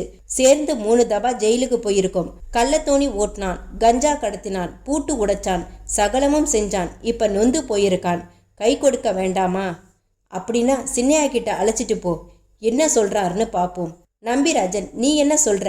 நாளைக்கு காலையில 9 மணிக்கு இதே கடையாண்ட வந்து நில்லு. நான் வந்து அழைச்சிட்டு போறேன். என்ன? சரி, நல்லா இருக்கணும் நீனு. ரைட்டு, நீ மிச்சத்தை சாப்பிட்டுட்டு மெதுவா வா. எங்களுக்கு ஒரு ஜோலி இருக்கு. முன்னாடி போறோம். விக்டரும் பாலுவும் எழுந்து கொண்டார்கள். மறுநாள் காலை MM உரத் தொழிற்சாலையின் அந்த குடோனில் அஸ்வின் தன் மோட்டார் பைக் மேல் அமர்ந்திருந்தான். சற்று தூரமாய் கைகளை கட்டிக்கொண்டு நின்றிருந்தான் நம்பிராஜன். இங்கே பைக் அருகில் வந்த விக்டர் கிசுகிசுப்பாக சொன்னான் பவ்யமாக. ஐயா, சொன்னேன்னு அவன்தான் நிற்கிறான் பாருங்க. என்ன பேர் சொன்ன? நம்பிராஜன். விக்டர், உனக்கு எப்படி படுது? ரொம்ப நம்பிக்கையான ஆளுங்க. ரொம்ப நாள் கழிச்சு சந்திச்சிருக்க அவனை, அப்படிதானே? ஆமாங்க. நடுவில் எப்படி இருந்தான்னு சொல்லிட்டான். நானும் ராத்திரியே சகலமும் விசாரிச்சிட்டேன். அவன் சொன்ன எல்லா தகவல்களும் கரெக்ட். பொய் பேசல அவன். ஜெயிலில் ஒன்னா இருந்திருக்கும். கழுத்தை அறுத்தாலும் துரோகம் செய்ய மாட்டான். ஓ, பக்காவா ஓட்டுவான். ரைட்டு, உன் வார்த்தைக்காக அவனை சேர்த்துக்கிறேன். உடனடியா பெரிய விஷயங்களை சொல்ல வேணாம். கொஞ்ச நாள் போகட்டும், புரிஞ்சுதா? புரியுது சார். இங்க வா என்று அழைத்தான் அஸ்வின் அவனை. நம்பிராஜன் வந்தான் அருகில். எல்லாம் விக்டர் சொன்னான். விக்டர் என்ன சொல்றானோ அது மாதிரி கேட்டுக்கிட்டு நடந்துக்க. துரோகம் நினைச்சா? ஐயா, அதெல்லாம் எனக்கு தெரியாதுங்க. நான் சொல்றதை சொல்லிடணும்ல. துரோகம் நினைச்சா என்ன செய்வ விக்டர்? தோஸ்துன்னு கூட பார்க்க மாட்டேன் சார். நானே திருத்திடுவேன். தெரிஞ்சுக்க. அதே மாதிரி விக்டரே துரோகம் நினைக்கிறான்னு வச்சுக்க. அவனை கேள்வி கேட்காம திருத்திட உனக்கு உரிமை இருக்கு. புரிஞ்சுதா? வரேன். அஸ்வின் பைக்கை ஸ்டார்ட் செய்து புறப்பட்டு போனான். நம்பிராஜன் விக்டரின் கைகளை பிடித்து கொண்டான். ரொம்ப தேங்க்ஸ் மச்சான். 1 மணி நேரம் கழித்து நம்பிராஜன் ஒரு பொது தொலைபேசியில் இருந்து பேசினான். சார், நீங்க சொன்ன மாதிரியே உள்ள புகுந்துட்டேன். முட்டாள், எடுத்ததுக்கெல்லாம் ஃபோன் செய்யாத. அவசரமே இல்லை. நிதானமா ஒன்னா தெரிஞ்சுக்க. முக்கியமான தகவல் இருக்கிறப்போ ஃபோன் செஞ்சா போதும் என்றார் DIG தேவநாதன் மறுமுனையில். அத்தியாயம் 18. எடிட்டருடன் ஆலோசித்தாள் நிர்மலா. அசோக் மேத்தா சந்தேகத்தின் பேரில் அஸ்வின் குமாரை கைது செய்து பிறகு ஜாமீனில் விடுவித்து விடும் நோக்கத்தில் நேரில் சென்றபோது அஸ்வின் அதே நம்பருடன் என்ஜின் நம்பர்களில் கூட தகிடித்தத்தம் செய்து காரை கொண்டு வந்து நிறுத்தின விவரங்களை தெரிவித்தாள். அப்படின்னா நபரை குறிப்பிட்டு எழுதுறது பிரச்சனையாயிடும் நிர்மலா என்றார் எடிட்டர். என்ன செய்யலாம் சார்? இன்ஸ்பெக்டர் சஸ்பெண்ட் செய்யப்பட்டிருக்கிறது எழுது. உன்னை போன்ல மிரட்டினதை எழுது. கடத்திக்கிட்டு போய் மிரட்டினதை கூட எழுது. ஆனா நபரை குறிப்பிடாம எழுது. சரி சார் என்றாள். 2 மணி நேரங்களில் தன் அறையில் அமர்ந்து புலன் விசாரணை 2வது பகுதிக்குள்ள கட்டுரையை எழுதி முடித்தாள். அன்பு வாசகர்களே, இந்த புலன் விசாரணை முதல் பகுதி வெளிவந்த அதே தினம் எனக்கு ஒரு போன் வந்தது. ஒரு கரகரப்பான ஆண் குரல் பேசியது. இந்த கட்டுரை பகுதியை நான் தொடர்ந்தால் என் உயிரை வாங்கி விடுவதாக எச்சரித்தது. கட்டுரை தொடர்ந்து வரத்தான் செய்யும் என்று உறுதியாக சொன்னேன். அதன் பிறகு இரவில் நான் வெளியில் சென்றிருந்த போது துப்பாக்கி முனையில் காருடன் நான் கடத்தப்பட்டேன். மயக்கப்படுத்தப்பட்டேன். மயக்கம் தெளிந்த போது நான் இருந்தது ஒரு வசதியான பங்களாவின் அறையில். என்னை சுற்றிலும் ஏராளமான தடியர்கள். சற்று நேரத்தில் ஒரு இளைஞர் வந்தார். என்னை நாசுக்காக எச்சரித்தார். சென்ற இதழ் புலன் விசாரணை பகுதியில் குறிப்பிட்டிருக்கும் காரின் சொந்தக்காரர் நான் தான் என்றும், இப்போது என்னை அவன் நினைத்தால் எதுவும் செய்துவிட முடியும் என்றும், ஆனால் எச்சரித்து அனுப்புவதாகவும் தெரிவித்தார். நான் தொடர்ந்து இந்த கட்டுரையை எழுதினால் மறுபடி என்னை கடத்தி வந்து கொடுமைகள் செய்வோம் என்று மறைமுகமாக மிரட்டினார். அதன் பிறகு என்னை போக அனுமதித்தார். இது குறித்து நான் ஒரு விவரமான புகார் ஒன்றை போலீசிடம் கொடுத்துள்ளேன். இதன் பேரில் விரைவில் நடவடிக்கை எடுப்போம் என்று உத்தரவாதம் அளித்துள்ளார்கள். மேலும் எனக்கு இனி ஏதேனும் ஆபத்துகள் நேர்ந்தால் அதற்கு அந்த ஆசாமிதான் காரணம் என்று கைப்பட ஒரு கடிதம் எழுதி போலீசிடம் கொடுத்துள்ளேன். நெருப்பு எப்போதுமே யாருக்குமே பயப்படாத இதழ். அதன் சிறப்பு நிருபர்களில் ஒருத்தியான நான் உண்மைகள் நமது வாசகர்களுக்கு உணர்த்தப்படும் வரை எந்தவிதமான மிரட்டல்களுக்கும் சோதனைகளுக்கும் பயப்படாமல் தொடர்ந்து செயல்படுவேன். கார் சம்பவத்தின் நாயகனும் என்னை மிரட்டியவனுமான பெரிய மனிதனின் பிள்ளை யார் என்பதை விரைவில் தெரியப்படுத்துகிறேன். படித்து பார்த்த எடிட்டர், சபாஸ், ரொம்ப துணிச்சலா எழுதியிருக்க. இப்படித்தான் எதிர்பார்த்தேன். போலீஸ் தீவிரமாகி அரெஸ்ட் வரைக்கும் வந்தப்புறம் நாம் ஆளை அடையாளம் காட்டி எழுதிடலாம். அதுக்கு முன்னாடியே வெளியிட நான் தயார். ஆனா நிச்சயம் சூட் போடக்கூடிய பார்ட்டி. ஒரு வலுவான ஆதாரம் இல்லை பாரு. எல்லாமே ஓரல் ஸ்டேட்மெண்ட்டா இருக்கு என்றார். புரியுது சார், அவசரம் இல்ல, நிதானமாகவே அடையாளம் காட்டலாம். நிர்மலா புறப்பட்டாள். இதுவரைக்கும் என்னதான் கிழிச்சிருக்கீங்க டாடி என்றாள் நிர்மலா. இரவு உடையில் இருந்த தேவநாதன் புன்னகைத்தார். கொஞ்சம் சிக்கலான விவகாரம் இது நிர்மலா. யாரோ ஒரு ஆசாமினா இந்த நேரம் உள்ளே புகுந்திருப்போம். பெரிய இடம், டிஜிபி சம்மந்தி, ஆள் படை அம்பு பத்தாததுக்கு பக்கா கிரிமினல் மூளைகள். பாரேன், போலியா காரே செட்டப் செஞ்சிட்டாங்க. உங்க கைப்பட கையெழுத்து போட்டு சர்டிபிகேட் அனுப்பி வைங்க டாடி. உன் எரிச்சல் புரியுது. நான் வேற ஒரு வலையை வீசியிருக்க நிர்மலா. தவிர போலீஸ் தீவிரமா கண்காணிக்குதுன்னு தெரிஞ்சதும் அவங்க ரொம்ப உஷாராயிட்டாங்க. எம்எம்க்கு சொந்தமான தொழில் ஸ்தாபனங்கள், குடோன்ஸ், பங்களாக்கள், படகுத்துறைன்னு எல்லா இடத்தையும் ரகசியமா கண்காணிச்சுக்கிட்டு தான் இருக்கும். வெடிகுண்டுகள் வாங்கி விற்கிறாங்களா இல்ல அவங்களே தயாரிக்கிறாங்களான்னு கூட ஒரு சின்ன குழு கிடைக்கல இது வரைக்கும். ஒன்று நிச்சயம், ஆமை கூட்டுக்குள்ள சுருங்குற மாதிரி இப்ப ரொம்ப கப்சுப்புன்னு இருக்காங்க. பார்க்கலாம். இதுவே பெரிய டென்ஷனா இருக்கு. உன் மேரேஜ் வேலைகளில் முழுசா ஈடுபட முடியல. அப்பா, ஒரு சின்ன சேலஞ்ச். என்ன? என் மேரேஜுக்கு இன்னும் 5 நாள் தான் இருக்கு. அதுக்குள்ள இதை கண்டுபிடிச்சி அவங்கள அரெஸ்ட் பண்ணுவீங்களா? I will try my level best என்றார் தேவநாதன் சிரித்து கொண்டு. பாருங்க டாடி, எவ்வளவு திமிரு அவளுக்குன்னு என்று எம்எம்மிடம் நீட்டினான். புலன் விசாரணை 2வது பகுதி வெளியாகியிருந்த இதழை காட்டி. அஸ்வின்குமார் முகம் கோபத்தில் சிவந்தது. எம்எம் பைப் புகைத்தபடி நிதானமாக படித்து பார்த்தார். இதுல நீ இவ்வளவு கோபப்படுற அளவுக்கு என்ன இருக்கு? போன்ல மிரட்டினதையும் கடத்திட்டு வந்து மிரட்டினதையும் எவ்வளவு துணிச்சல் இருந்தா எழுதுவா. விரைவில் என்னை அடையாளம் காட்டலாம். அஸ்வின், உணர்ச்சி வசப்படாதே. அறிவுபூர்வமா யோசி. உன் பேரை யூஸ் பண்ணியிருக்காளா? விரைவில் தானே வெளிப்படுத்த போறாளாம். ஆமாம். இப்பவே ஏன் வெளிப்படுத்தல? நிரூபிக்க முடியாது. நாம பத்திரிக்கை மேல கேஸ் போடுவோம். ஆக அங்க சரக்கு எதுவும் இல்ல. ஏன் பயப்படுற? பயமில்லை டாடி. திமிர் காமிச்சிருக்கா பாருங்க மறுபடியும். பொம்பளை கிட்ட போய் மோதாதே அஸ்வின். ஒரு பொம்பளை இவ்வளவு எதிர்க்கிறாளே, இப்ப என்ன செய்யணும்னு துடிக்கிற? நம்ம ஆளுங்களை அனுப்பி எழுதுற அந்த கையை வெட்டணும். பேத்தாத. இது மாதிரி ஏதாச்சும் கிறுக்குத்தனமா நீ செயல்படுவேன்னு எதிர்பார்த்துதான் அவ முன்கூட்டியே புகார் கொடுத்து எனக்கு ஏதாச்சும் நேர்ந்தா எம்எம் புள்ளை அஸ்வின் தான் காரணம்னு எழுதியும் கொடுத்து வச்சிருக்கா. அதை பத்திரிகையிலும் போட்டுட்டா. அப்ப எதுவுமே செய்ய வேணாம்னு சொல்றீங்களா? பதறாதுன்னு சொல்றேன். இன்னும் நல்லா கவசம் போட்டுக்கோ. போலீஸ் நம்மை எந்த நிமிடமும் வளைக்க திட்டம் போடுது. எங்கே எப்படி கிளறி பார்க்கிறதுன்னு தெரியாம முழிக்குது. இப்பதான் ஜாக்கிரதையாக இருக்கணும். இந்த மாதிரி தப்பு தண்டா தொழில இருக்கிறப்போ ரொம்ப கவனம் வேணும். சீட்டுக்கட்டு மாளிகையில நடுவுல ஒரு கார்டை எடுத்துட்டா பூரா மாளிகையும் பொல பொலன்னு உதிர்ந்துடும் இல்லையா? ஆமாம். இப்ப நாம எங்கே செயல்படுறோம்னு போலீஸுக்கு தெரிஞ்சு வளைச்சிட்டாங்கன்னு வச்சுக்க. தொலைஞ்சோம். போதும் விளையாட்டு. எல்லாத்தையும் உதறிவிடலாம்னு நினைத்தா கூட அதுக்கும் உடனே செயல்பட முடியாது. நம்மை உன்னிப்பா கண்காணிக்கிறாங்க.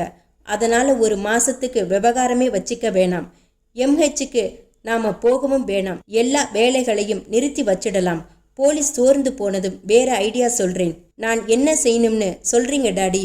பழி வாங்கணும் ஆய் ஊயின்னு குதிக்காத. பேசாம பெர்டிலைசர் ஆபீஸுக்கு நல்ல பிள்ளையா போயிட்டு வா. நம்ம சைடுல இருந்து எதுவும் லீக் ஆகாம பாத்துக்க. இதெல்லாம் நானா சொல்லல, சம்மந்தியை கன்சல்ட் பண்ணிட்டு சொல்றேன். ஒரு மாஸ் ரெய்டுக்கு தயாரா இருக்கணும். வரட்டுமே. எந்த கொம்பனும் ஏமாந்துடுவான். ஜப்பான்காரன் அவ்வளவு கில்லாடித்தனமா செஞ்சு கொடுத்திருக்கான் டாடி. சொன்னதும் தான் நினைவுக்கு வருது. மறுபடி வேற ஒரு டிசைன் கன்சல்ட்டுக்காக வரவழைச்சமே. இப்ப வேணாம். அவனை இங்கேயே தங்க வச்சிருக்கிறது சரியில்லை. டிக்கெட் எடுத்து கொடுத்து அனுப்பி வச்சிடு. அப்புறம் பார்த்துக்கலாம். சரி டாடி என்று புறப்பட்டான் அஸ்வின்குமார். அத்தியாயம் 19. பெர்டிலைசர் அலுவலகத்திற்கு வந்தான் அஸ்வின்குமார். அப்பா என்னதான் எடுத்து சொல்லியிருந்த போதிலும் அவன் மனதின் கொதிப்பு அடங்கவே இல்லை. ஆதிக்கம் செலுத்திய பழகிய மனது, எதிர்த்து ஒரு சொல் கேட்டிராத காதுகள், நினைத்ததை எதையும் சாதித்து பார்த்து விடுவதே வழக்கமாக இருந்தவன். ஒரு பெண் எதிர்த்து எழுதுகிறாள். போனில் மிரட்டினேன். என் பலத்தை பார்த்துக்கொள் என்று கடத்தி வந்து எச்சரித்து அனுப்பினேன். அப்படியும் எகத்தாளமாக எழுதுகிறாள். தொடர்ந்து எழுதுவேன் என்கிறாள். இதற்கு எதுவும் செய்யாமல் கை கொட்டி கொண்டு சும்மா இருக்க சொல்கிறார் அப்பா. என்னால் முடியாது, என்னால் முடியாது. அவளுக்கு உரைக்கிற மாதிரி ஏதாவது செய்ய வேண்டும். அவளை பற்றி துல்லியமான தகவல்கள் இருக்கின்றன. நாளை மறுநாள் அவளுக்கு திருமணம். அந்த திருமணத்தை நிறுத்தி பரபரப்பு ஏற்படுத்தினால் என்ன? சீப்பை எடுத்து ஒளித்து வைத்தால் கல்யாணம் நிற்காது. ஆனால் மாப்பிள்ளையை எடுத்து ஒளித்து வைத்தால்? உடனே தன் ஐடியா பிடித்து போய் விக்டரை தன் அறைக்கு வரவழைத்தான். தன் எண்ணத்தை சொன்னான். செஞ்சிடலாம் சார், தினகர்னு பேரு, சோத ஆசாமிதான், சுலபமா கொண்டாந்துடலாம். ஆனா எங்கே வச்சு வைக்கிறது அவனை? MH என்றார் அஸ்வின்குமார். அங்கையா? ஐயாவை கேட்டீங்களா? நான் சொல்றதை நீ செய்யடா. சரிங்க, எப்போ செய்யட்டும்? இன்னைக்கு ராத்திரியே. ஒரு விஷயம் கவனத்துல வச்சுக்க. தினகரை தீர்க்கிறது என் நோக்கமில்ல. கல்யாணம் தடைபடணும். DIGயும் அவர் பொண்ணும் அவ்வளவு கூட்டத்துல அவமானப்படணும். கல்யாண தேதிக்கு மறுநாள் தினகரை ரிலீஸ் பண்ணிடலாம். இன்னைக்கு ராத்திரிலேருந்து 48 மணி நேரம் தினகர் நம்ம பொறுப்புல இருக்க போறான். அவனை யார் கடத்தினாங்க, எங்கே இருக்கிறாங்கிறது அவனுக்கே தெரியக்கூடாது. அதாவது அவன் நம்ம கஸ்டடியில இருக்கிறது அந்த 48 மணி நேரமும் மயக்கத்திலேயே இருக்க வைக்கணும். புரிஞ்சுதா? புரியுது சார். எல்லா வேலைகளையும் அப்பா நிறுத்த சொன்னதால நம்ம ஆளுங்க எல்லோரும் டூர் போயிட்டாங்க. நானும் நம்பிராஜனும் தான் இருக்கோம். அவனை பயன்படுத்திக்கலாம் தானே? விசுவாசமாகத்தானே இருக்கான். பயங்கர விசுவாசம். அப்ப சரி என்றார் அஸ்வின்குமார். அதே தினம் இரவு மணி 7. இன்னும் 2 முக்கியமான நண்பர்களுக்கு இன்விடேஷன் கொடுக்க வேண்டியது. விடுபட்டு போயிருப்பதாக சொல்லிவிட்டு இன்விடேஷன்களுடன் வீட்டை விட்டு வெளியேறி ஆட்டோ பிடித்தான் தினகர். ஆட்டோவை வாடகைக்கு எடுத்தவுடன் அந்த கார் தொடர்ந்தது. காரை நம்பிராஜன் ஓட்டினான். அருகில் அமர்ந்திருந்தான் விக்டர். நம்பி, அதோ ஆட்டோவில போறான் பாரு, அவனைத்தான் கடத்த போறோம். எதுக்காக விக்டர்? யார் அவன்? முதல்ல கடத்தி அவனை வைக்க வேண்டிய இடத்தில் வச்சிட்டு அப்புறம் விவரம் சொல்றேன் உனக்கு. அவனை விடாம தொடரலாம். சரியான சந்தர்ப்பம் அமையிறப்போ செயல்படலாம் என்றான் விக்டர். தினகர் பாலவாக்கத்தில் ஆட்டோவை அனுப்பிவிட்டு ஒரு வீட்டுக்குள் சென்று 15 நிமிடங்கள் கழித்து திரும்பினான். அருகில் இருந்த பஸ் ஸ்டாப்பை நோக்கி நடந்தான். அவன் நடந்த இடம் சற்று இருட்டான, அதிக நடமாட்டமில்லாத பகுதி. காரை நிறுத்தச் சொல்லி இறங்கின விக்டர் கையில் லோட் செய்யப்பட்ட சின்ன சிரஞ்சி தயாராக இருந்தது. தினகரை அணுகினான். Excuse me sir. தினகர் திரும்ப அவன் புஜத்தில் சிரிஞ்ச் முனை ஏற்றப்பட்டது. வாய் பொத்தப்பட்டது. தளர்ந்த தினகர் வினாடிகளில் காருக்கு கொண்டு வரப்பட்டான். பின் சீட்டில் கிடத்தப்பட்டான். ஓட்டு நம்பி, நேரா மகாபலிபுரம் போ. அங்கே என்ன? அதை தாண்டி நம்ம முதலாளிக்கு சொந்தமான படகுத்துறை இருக்கு. 16 படகுகள் இருக்கு. மீன் பதப்படுத்துற நிலையம் இருக்கு. அமைதியாக கார் ஓடியது. மகாபலிபுரம் தாண்டி 4வது கிலோமீட்டரில் கடற்கரை ஓரமாக MM அண்ட் கம்பெனி என்று போர்டு தெரிந்தது. முள் கம்பி வேலியிட்ட காம்பவுண்ட். அதன் கேட்டில் இருந்த வாட்ச்மேன் விக்டரின் முகத்தை பார்த்துவிட்டு அனுமதித்தான். உள்ளே வந்து கடற்கரையை ஒட்டி இருந்த சின்ன கட்டிடத்தின் முன்னால் காரை நிறுத்தச் சொன்னான். பல வகையான மீன்பிடி படகுகள் கரையில் கட்டப்பட்டிருந்தன. 2 காவல்காரர்கள் வந்தார்கள். சற்று தள்ளி கடலில் ஒரு பெரிய சைஸ் படகு ஓடிக்கொண்டிருந்தது. அது சாதாரண மோட்டார் படகை விட 4 மடங்கு பெரிதாய் இருந்தது. ஒரு மினி சைஸ் கப்பல் போல இருந்தது. அதே போல சைடில் 4 படகுகள் கடலில் மிதந்தன. அது 4ம் நம்ம முதலாளியோடது தான். எல்லாம் 4 என்ஜின் பொருத்தினது. இவ்வளவு பெரிய மீன் பிடிக்கிற போட் தமிழ்நாட்டிலே நம்ம முதலாளி கிட்ட தான் இருக்கு. வா, அதுல ஒண்ணுல தான் இவனை மறைச்சு வைக்க போறோம். படகு துறையில் அடைக்கப்பட்டிருந்த மரமேடையில் நடந்து ஒரு சிறிய படகுக்குள் தினகரையும் தூக்கி கொண்டு அமர்ந்தார்கள். விக்டர் மோட்டரை ஸ்டார்ட் செய்து படகை இயக்கினான். 3 நிமிடங்களில் சின்ன போட் அந்த 4 பெரிய போட்களில் 2வதாய் நின்றதை அடைந்தது. ஒவ்வொரு பெரிய படகிலும் சைடில் ஆங்கிலத்தில் பெயர்கள் எழுதியிருந்தன. Sea bird, blue angel, silver house, mobile He-Man. ஒவ்வொரு போட்லையும் என்னவோ எழுதியிருக்கிறதே, என்ன என்றான் நம்பிராஜன். பேரு இங்கிலீஷ்ல எழுதியிருக்கு. கடல் பறவை, நீல தேவதை, வெள்ளி வீடு, நடமாடும் சொர்க்கம்னு பேரு. நாம போக போறது நடமாடும் சொர்க்கம். இங்கிலீஷ்ல மொபைல் ஹேவன்னு பேரு. நாங்க சுருக்கமா MHன்னு சொல்லிக்குவோம். வா, இங்கே தான் சகல விசேஷமும். இவர்களின் சிறிய படகு போய் சேர்ந்ததும் நடமாடும் சொர்க்கத்தின் மேலே இருந்து ஒரு பவர்ஃபுல் லைட் அடித்து பார்த்தார்கள் யாரோ. நான் தாயா என்றான் விக்டர். அதன் பிறகு உயரமான விளிம்பு இருந்த அந்த பெரிய படகில் இருந்து நூலேணி தூக்கி போடப்பட்டது. தினகரையும் சுமந்து கொண்டு நிதானமாக ஏறி மேலே தளத்துக்கு வந்தார்கள். பெரிய படகின் தளத்தில் 3 பேர்கள் நின்றிருந்தார்கள். இதுதான் நீ சொன்ன புது ஆளு நம்பிராஜனா என்றான் ஒருவன். இது யாரு மயக்கத்துல? அரை நிலவின் வெளிச்சத்தில் முகங்கள் சரியாக புரியவில்லை. சின்னையா சொன்ன வேலை இது என்று சொன்ன விக்டர், அண்டர் கிரவுண்ட்ல வைக்கணும் இவனை என்றான். அந்த மேல் தளத்தின் அகலம் 20 அடிக்கு மேல் இருந்தது. நீளம் 60 அடிக்கு மேல் இருந்தது. தளம் முழுக்க பெரிய கயிறுகள், சங்கிலிகள், வலைகள் என்று மீன் பிடிக்கும் உபகரணங்கள் இருந்தன. நடு மத்தியில் என்ஜின் அறை இருந்தது. அதன் 4 புறமும் கண்ணாடி தடுப்புகள் இருந்தன. தவிர இடது ஓரத்தில் ஒரு அறை போல இருந்தது.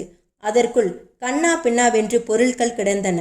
அந்த மர அறைக்குள் வந்ததும் விக்டர் என்ஜின் அறைக்குள் இருந்தவனுக்கு சிக்னல் காட்டினான். அங்கே ஒருவன் தலையை அசைத்துவிட்டு எதையோ திருக, இங்கே மரப்பலகைகள் பரப்பப்பட்டிருந்த தளம் 4 அடிக்கு 4 அடி சதுரத்தில் சைடில் மூடி மாதிரி தெரிந்து கொள்ள உள்ளே இறங்கும் படிகள் புலப்பட்டன. லேசான வெளிச்சம் தெரிந்தது. என்னையா இது குகை மாதிரி என்றான் ஆச்சரியமாக நம்பிராஜன். ஆமாம், இது நவீன குகை. வா, இந்த படகுல இப்படி ஒரு அடித்தளம் இருக்குன்னே யாராலையும் யூகிக்க முடியாது. உள்ள 15 பேர் தங்கி வேலை பார்க்குறாங்கப்பா. என்ன வேலை? பீடி சுத்துறது என்று சிரித்தான். அப்படின்னு நாங்க சொல்லிக்குவோம்.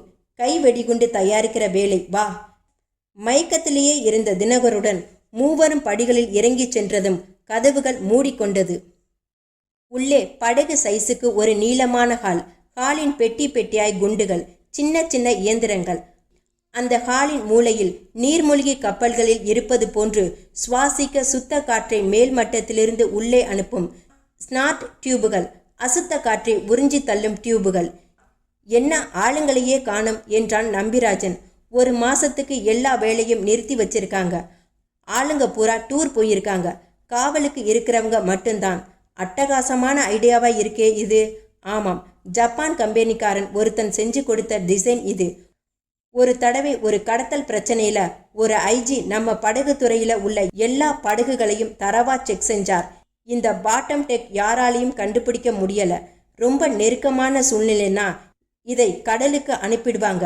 நடு கடல்ல தேமேன்னு மீன் பிடிச்சிட்டு இருக்கும். பிரச்சனைகள் குறைஞ்சதும் கரைக்கு வரும். நடமாடும் தொழிற்சாலைன்னு சொல்லு. ஆமாம், வா போகலாம். இருவரும் புறப்பட்டார்கள். விக்டர் அங்கே இருந்த ஒருவனிடம் 2 மணி நேரத்துக்கு ஒரு முறை தினகருக்கு போட வேண்டிய இன்ஜெக்ஷன் பற்றி சொல்லிவிட்டு மயக்கம் தெளியாமல் பார்த்து கொள்ள சொல்லிவிட்டு வந்தான். மீண்டும் சிறிய படகு வந்து கரைக்கு வந்து காரில் புறப்பட்டார்கள். நம்பிராஜன் உள்ளுக்குள் மிக உஷ்ணமாய் உணர்ந்தான். அட்டகாசமான தகவல் இது. டிஐஜி கேட்ட தகவல். ஆமாம், கடத்திட்டு வந்து வச்சமே, அது யாரு என்றான் நம்பிராஜன். தினகர்னு பேரு. தேவநாதன்னு ஒரு டிஐஜி இருக்கார் இல்லையா, அவர் பொண்ணுக்கும் இவனுக்கும் நாளன்னைக்கு கல்யாணம். அந்த கல்யாணம் தடைபடணுன்னு சின்னையாவுக்கு ஆசை. அதான் இந்த ஏற்பாடு. 2 நாள் கழிச்சு மயக்கத்தோடவே வெளியில கொண்டாந்து விட்டுட போறோம். நம்பிராஜனுக்கு சுரீர் என்றது. ஐயோ, யார் என்று நபர் தெரியாமலேயே செயல்பட்டு விட்டோமே. உடனடியாக டிஐஜி சாருக்கு எல்லா தகவல்களையும் தெரியப்படுத்தியாக வேண்டும். நம்பிராஜன் உள்ளுக்குள் வெகுவாக பதறினான். அத்தியாயம் 20. மறுநாள் காலையில் டிஐஜி தேவநாதன் வீட்டு ஃபோன் ஒலித்தது. வீடு முழுக்க உறவினர் கூட்டம். மாடியில் இரவெல்லாம் அரட்டை எடுத்து கிண்டல் பேசிய ஊரிலிருந்து வந்திருந்த தோழிகளும் நிர்மலாவும் உறங்கி கொண்டிருக்க, ஹலோ, டிஐஜி சார் வீடு தானே என்றது பெண் குரல். ஆமாம், யாருமா பேசுறது? கொஞ்சம் நிர்மலாவை பேச சொல்லுங்க. நீ யாருமா? அவன் நாத்தனார் ஆக போறவ, தினகரோட அக்கா. லைன்லே இருமா, கூப்பிடுறேன். நிர்மலா எழுப்பப்பட்டு இறங்கி வந்து லேசான தூக்க கலக்கத்துடன் ஹலோ என்றாள். நிர்மலா, நேத்து ராத்திரி புறப்பட்டு போன தினகர் இன்னும் வீட்டுக்கு வரல. அங்கே தான் ராத்திரி தங்கியிருந்தானா? இங்கேயா? நேத்து ராத்திரியா? வரவே இல்லையே. நேத்து ராத்திரி பூரா வீட்டுக்கு வரவில்லையா என்றால் லேசான கலவரம் தொற்றிக்கொள்ள. ஆமாம் அம்மா, அதனால தானே கூப்பிடுறேன். அங்கே வரலன்னா வேற எங்கே? 2 ஃப்ரெண்ட்ஸுக்கு இன்விடேஷன் தர விட்டு போச்சுன்னு நேற்று ராத்திரி புறப்பட்டு ஆட்டோவில் போனான். என்னங்க இது, ராத்திரியே ஃபோன் பண்ணுறதுக்கு என்ன? அங்கே உன் வீட்டுக்கு வந்திருப்பான்னு நினச்சோம். பேசிக்கிட்டு இருந்துட்டு அங்கேயே படுத்துட்டான் போலிருக்குன்னு நினச்சோம். சரி, நான் உங்கள் வீட்டுக்கு இப்போ வரேன், பதறாதீங்க, வந்துடுவார், சின்ன பிள்ளையா அவரு என்றாள் நிர்மலா. ஃபோனை வைத்துவிட்டு அப்பாவின் அறைக்கு சென்று எழுப்பி விபரம் சொன்னாள். போன ஃப்ரெண்டு வீட்லேயே படுத்திருக்கலாம், வந்துடுவார். அவ்வளவு தூரம் பொறுப்பு இல்லாதவரா என்ன? போய் விவரம் தெரிஞ்சுக்கிட்டு வா. நீ போறதுக்குள்ள அநேகமா தினகர் வீட்டுக்கு வந்திருப்பார் என்றார் தேவநாதன். நிர்மலா புறப்பட்டு தினகர் வீட்டுக்கு வந்தாள். பேசினாள், விசாரித்தாள். காலை 10 மணி, 12 மணி, மதியம் 2 மணி, மாலை 4 மணி, 6 மணி, 8 மணி, எந்த தகவலும் இல்லை. விடிந்தால் மண்டபத்தில் திருமணம். இங்கே 2 பேர் வீட்டிலும் ஏகப்பட்ட பரபரப்பு ஏற்பட்டிருந்தது. டிஐஜி தேவநாதன் மதியமே பிரச்சனையை தீவிரமாக எடுத்துக்கொண்டு 6-7 பேரை ஒதுக்கி தினகரின் நண்பர்களை விசாரித்து போன்கள் செய்து குழம்பிக் கொண்டிருக்க படகுத்துறைக்கு போய் காரில் திரும்பின போது கடத்தி போன நபர் டிஐஜியின் மருமகனாக போகிறவர் என்பதை அறிந்து கொண்ட நிமிடத்தில் இருந்து நம்பிராஜன் விக்டரை விட்டு விலகி டிஐஜிக்கு ஒரு போன் செய்திட வேண்டும் என்று எவ்வளவோ துடித்தான். ஆனால் விக்டர் அவனை விட்டு விலகுவதாகவே இல்லை. இரவு இருவரும் ஒன்றாக பெர்டிலைசர் குடோனில் இருந்தார்கள். பிராந்தி வாங்கி குடித்தார்கள். ஆனால் நம்பிராஜனை தன்னை விட்டு விலக அனுமதிக்கவே இல்லை விக்டர். மறுநாளும் காலையில் இருந்து நழுவ நினைத்தும் கூடவே ஒட்டி கொண்டான் விக்டர். விக்டர், நீ இரு, நான் போய் 2 லுங்கி எடுக்கணும். நானும் வரக்கூடாதா? எனக்கும் எடுக்கணும் என்று கூடவே வந்தான். நான் ஒரு சொந்தக்காரனை பார்த்துட்டு வர்றேன். எனக்கும் ஒரு வேலையும் இல்லை, பொழுதே போகல, நானும் வரேன் என்று கூடவே வந்தான். நம்பிராஜன் ஏதோ காரணமாக நழுவ பார்ப்பதை உணர்ந்தவன் போலவே விக்டர் தொற்றிக்கொள்ள மாலையில் சினிமா போகலாம்னு இருக்கேன். சினிமா போறோம்னு சொல்லு. இருவரும் சினிமா தியேட்டர்கள் வந்தார்கள். படம் ஓடிக்கொண்டிருக்கும் போது நம்பிராஜன் வயிற்றை பிடித்து கொண்டு நெளிந்தான். என்ன, வயிறு சரியில்லை, இரு பாத்ரூம் போயிட்டு வந்துடுறேன். நம்பிராஜன் வரிசையை விட்டு வெளியே வந்து கதவு திறந்து கொண்டு அவசரமாக தியேட்டரின் ஆபீஸ் அறைக்கு வந்தான். ஐயா, அவசரமா ஒரு ஃபோன் பண்ணணும். வெளியில வராண்டாவில் ஒரு பப்ளிக் ஃபோன் வச்சிருக்குது பாரு. நம்பிராஜன் 1 ரூபாய்க்கு 2.50 பைசாக்கள் மாற்றிக்கொண்டு குறிப்பிட்ட அந்த பொது ஃபோனுக்கு வந்தபோது இரவு 8:15. டிஐஜி தேவநாதனின் வீட்டு என்னை அவசரமாக சுழற்றினார். ஹலோ என்றார் தேவநாதன். ஐயா, நான் நம்பிராஜன் பேசுறேன் என்றான் பதட்டமாக. என்னப்பா சொல்லு. உங்க மருமகனை அடிச்சு வச்சிருக்கிற இடமும் வெடிகுண்டு தயாரிக்கிற இடமும் எனக்கு தெரியும் ஐயா, கண்டுபிடிச்சிட்டேன். எங்கே சொல்லு. அது வந்தியா என்றவனின் நெற்றி பொட்டில் துப்பாக்கியை வைத்து சிரித்த விக்டர் மற்றொரு கையால் ரிசீவரை பிடுங்கி அவன் கொக்கியில் மாட்டினான். மச்சான், நீ இவ்வளவு பெரிய துரோகியா இருப்பேன்னு நினைக்கல. வா, என் கச்சேரியை நம்ம இடத்தில் போய் வச்சுக்கலாம். ஏதாச்சும் பம்பு செஞ்சா இங்கேயே சுட்டுடுவேன். பதறி நின்றான் நம்பிராஜன். அவனோடு நடந்தான். இங்கே முகம் மலர்ந்த டிஐஜி தேவநாதன் உடனே வாடினார். தொடர்பு கட்டானதில் பெரிய ஏமாற்றம் அடைந்தார். போனை வைத்துவிட்டு நம்பிராஜன் மீண்டும் தொடர்பு கொள்வான் என்று வெகு நம்பிக்கையாக காத்திருந்தார் பரபரப்போடு. மோட்டார் பைக்கை நம்பிராஜன் ஓட்டி கொண்டிருந்தான். பின்னால் அமர்ந்திருந்த விக்டர் துப்பாக்கியின் முனை ரகசியமாக நம்பிராஜனின் இடுப்பை தொட்டு கொண்டிருந்தது. எந்த சில்மிஷமும் வேணாம் நம்பிராஜா, ட்ரிகர்ல விரல் வச்சிருக்கேன். ஏதாச்சும் விளையாட்டு காட்ட நினைச்சா உடனே சுட்டுடுவேன். நேரா நம்ப பெர்டிலைசர் குடோனுக்கு ஓட்டு. நம்பிராஜன் அமைதியாக சிந்தனையாக பைக்கை ஓட்டினான். இவனை எப்படி சமாளிப்பது? கையில் துப்பாக்கி இருக்கிறது. நடமாட்டம் குறையட்டும். வண்டியை அடைத்து கொண்டதை போல கிளச்சை பிடித்து கொண்டு ரேஸ் செய்து ஓட்டினான் நம்பிராஜன். பெட்ரோல் ரிசர்வுக்கு வந்துடுச்சு போலிருக்கு என்று ஓட்டிக்கொண்டே குனிந்து பெட்ரோல் டேங்க் நாபை முற்றிலும் மூடும் நிலையில் திருப்பி வைத்துவிட்டு ஓட்டினான். சற்று நேரத்தில் வண்டி நின்று போனது. நான் என்ன செய்வேன்? வண்டி ரிப்பேரு, இறங்கு பார்க்கலாம். விக்டர் இறங்க அடுத்து நம்பிராஜன் இறங்கின வேகத்தில் காலால் விக்டரின் முக்கிய பாகத்தில் உதைக்க அவன் அனிச்சையாக துப்பாக்கியை கீழே நழுவவிட்டு கைகளால் பொத்திக்கொண்டு மடங்கி அமர்ந்தான். வினாடியின் பாதியில் குனிந்து துப்பாக்கியை எடுத்து நம்பிராஜன் அதை திருப்பி பின்பாகத்தால் குனிந்து வலியில் துடித்த விக்டரின் பின்மண்டையில் தாக்கி முற்றிலும் அவனை தளர்ந்து விழச் செய்துவிட்டு பைக்கில் பெட்ரோல் திறந்து புறப்பட்டு சீர ஆரம்பித்தான் டிஐஜி வீட்டை நோக்கி. 1 மணி நேரத்திற்கு மேல்தான் விக்டருக்கு மயக்க நிலை குறைந்தது. விழுந்த இடத்திலேயே கவனிப்பாரற்று கிடந்தான். எழுந்தான். ஒரு ஆட்டோவை நிறுத்தி கொண்டான். எம் பங்களா, விலாசம் சொல்லி வேகமாக போ என்றான். பங்களாவை அடைந்தான். காலில் எம் மற்றும் அஸ்வின் டிவி பார்த்து கொண்டிருக்க பரபரப்பாக அவர்கள் முன் வந்தான். சார், போச்சு, நாசமா போச்சு, நம்பிராஜன் துரோகம் பண்ணிட்டான் என்று ஆரம்பித்து மூச்சு வாங்க எல்லாம் சொன்னான். எம்க்கு ஜிவு ஜிவு என்று முகம் சிவந்தார். எழுந்த வேகத்தில் அஸ்வின் குமாரை அறைந்தார். அறிவிற்கா உனக்கு? நான் சொன்னதை மீறியும் ஏன் இப்படி செஞ்ச? பூரா தகவலும் போயிடுச்சு. இப்ப என்ன செய்ய போற? போ, சீக்கிரம் போ. எத்தனை கோடி நஷ்டமானாலும் சரி, போலீஸ் நம்மை பிடிக்க கூடாது. அவங்க தயாராகி வர்றதுக்குள்ள படகு துறைக்கு போ. நடமாடும் சொர்க்கத்தை பாம் வச்சு பீஸ் பீஸா நொறுக்கிடு. நம்ம வாஷ் அவுட் டெக்னிக்கை இதுலேயும் கடைபிடி. அதான் வழி. போலீஸுக்கு ஒன்றும் கிடைக்கக்கூடாது. நம்ம ஆளுங்களை தப்பிச்சு போக சொல்லிட்டு பாம் வச்சிடு. அஸ்வின் குமார் ஆவேசமாக உடனே கார் எடுத்துக்கொண்டு புறப்பட்டான். எம் உடனே தன் சம்பந்திக்கு ஃபோன் செய்தார். கிடைக்கவில்லை. தன் வக்கீலுக்கு ஃபோன் செய்தார். உடனே ஒரு ஆன்டிசிபேட் பெயில் வாங்கணும் சார். அது வரைக்கும் நான் எங்கே தலைமறைவா இருக்கட்டும்? லாக்அப்ல என்று வாசலில் குரல் கேட்டது. திரும்பி பார்த்தார். ஐஜி மற்றும் ஒரு போலீஸ் படையே உள்ளே வந்தது. டிஐஜி தேவநாதன் தலைமையில் ஒரு வலுவான போலீஸ் படை 3 வேன்களில் வந்து படகுத்துறையை வளைத்தது. கஸ்டம்ஸ்க்கு சொந்தமான 4 எந்திர படகுகளிலும் போலீஸ் படை வந்து நடமாடும் சொர்க்கத்தை சூழ்ந்தது. மொத்தம் அங்கிருந்து 11 பேர் கைது செய்யப்பட்டனர். தினகர் காப்பாற்றப்பட்டான். முதலுதவிக்கு ஆஸ்பத்திரிக்கு அனுப்பப்பட்டான். படகுத்துறைக்கு விரைந்து வந்த போலீஸ் முந்திக் கொண்டதை உணர்ந்து திரும்ப பார்த்த அஸ்வின் குமார் கார் மடக்கப்பட்டது. கைது செய்யப்பட்டான். ஒரு ஜீப்பில் டிஐஜி தேவநாதனுடன் பிடிவாதம் பிடித்து வந்திருந்த நிர்மலாவும் இருந்தாள்.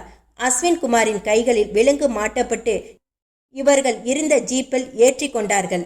மிஸ்டர் அஸ்வின் குமார், இப்ப எங்க டாடி கிட்ட துப்பாக்கி இருக்கு. நீங்களோ கடுமையான தேச விரோதி, நாச சக்தி. இப்ப உங்களை கீழே தள்ளி சுட்டு கொண்டுட்டு தப்பி ஓட முயற்சி செஞ்சார்.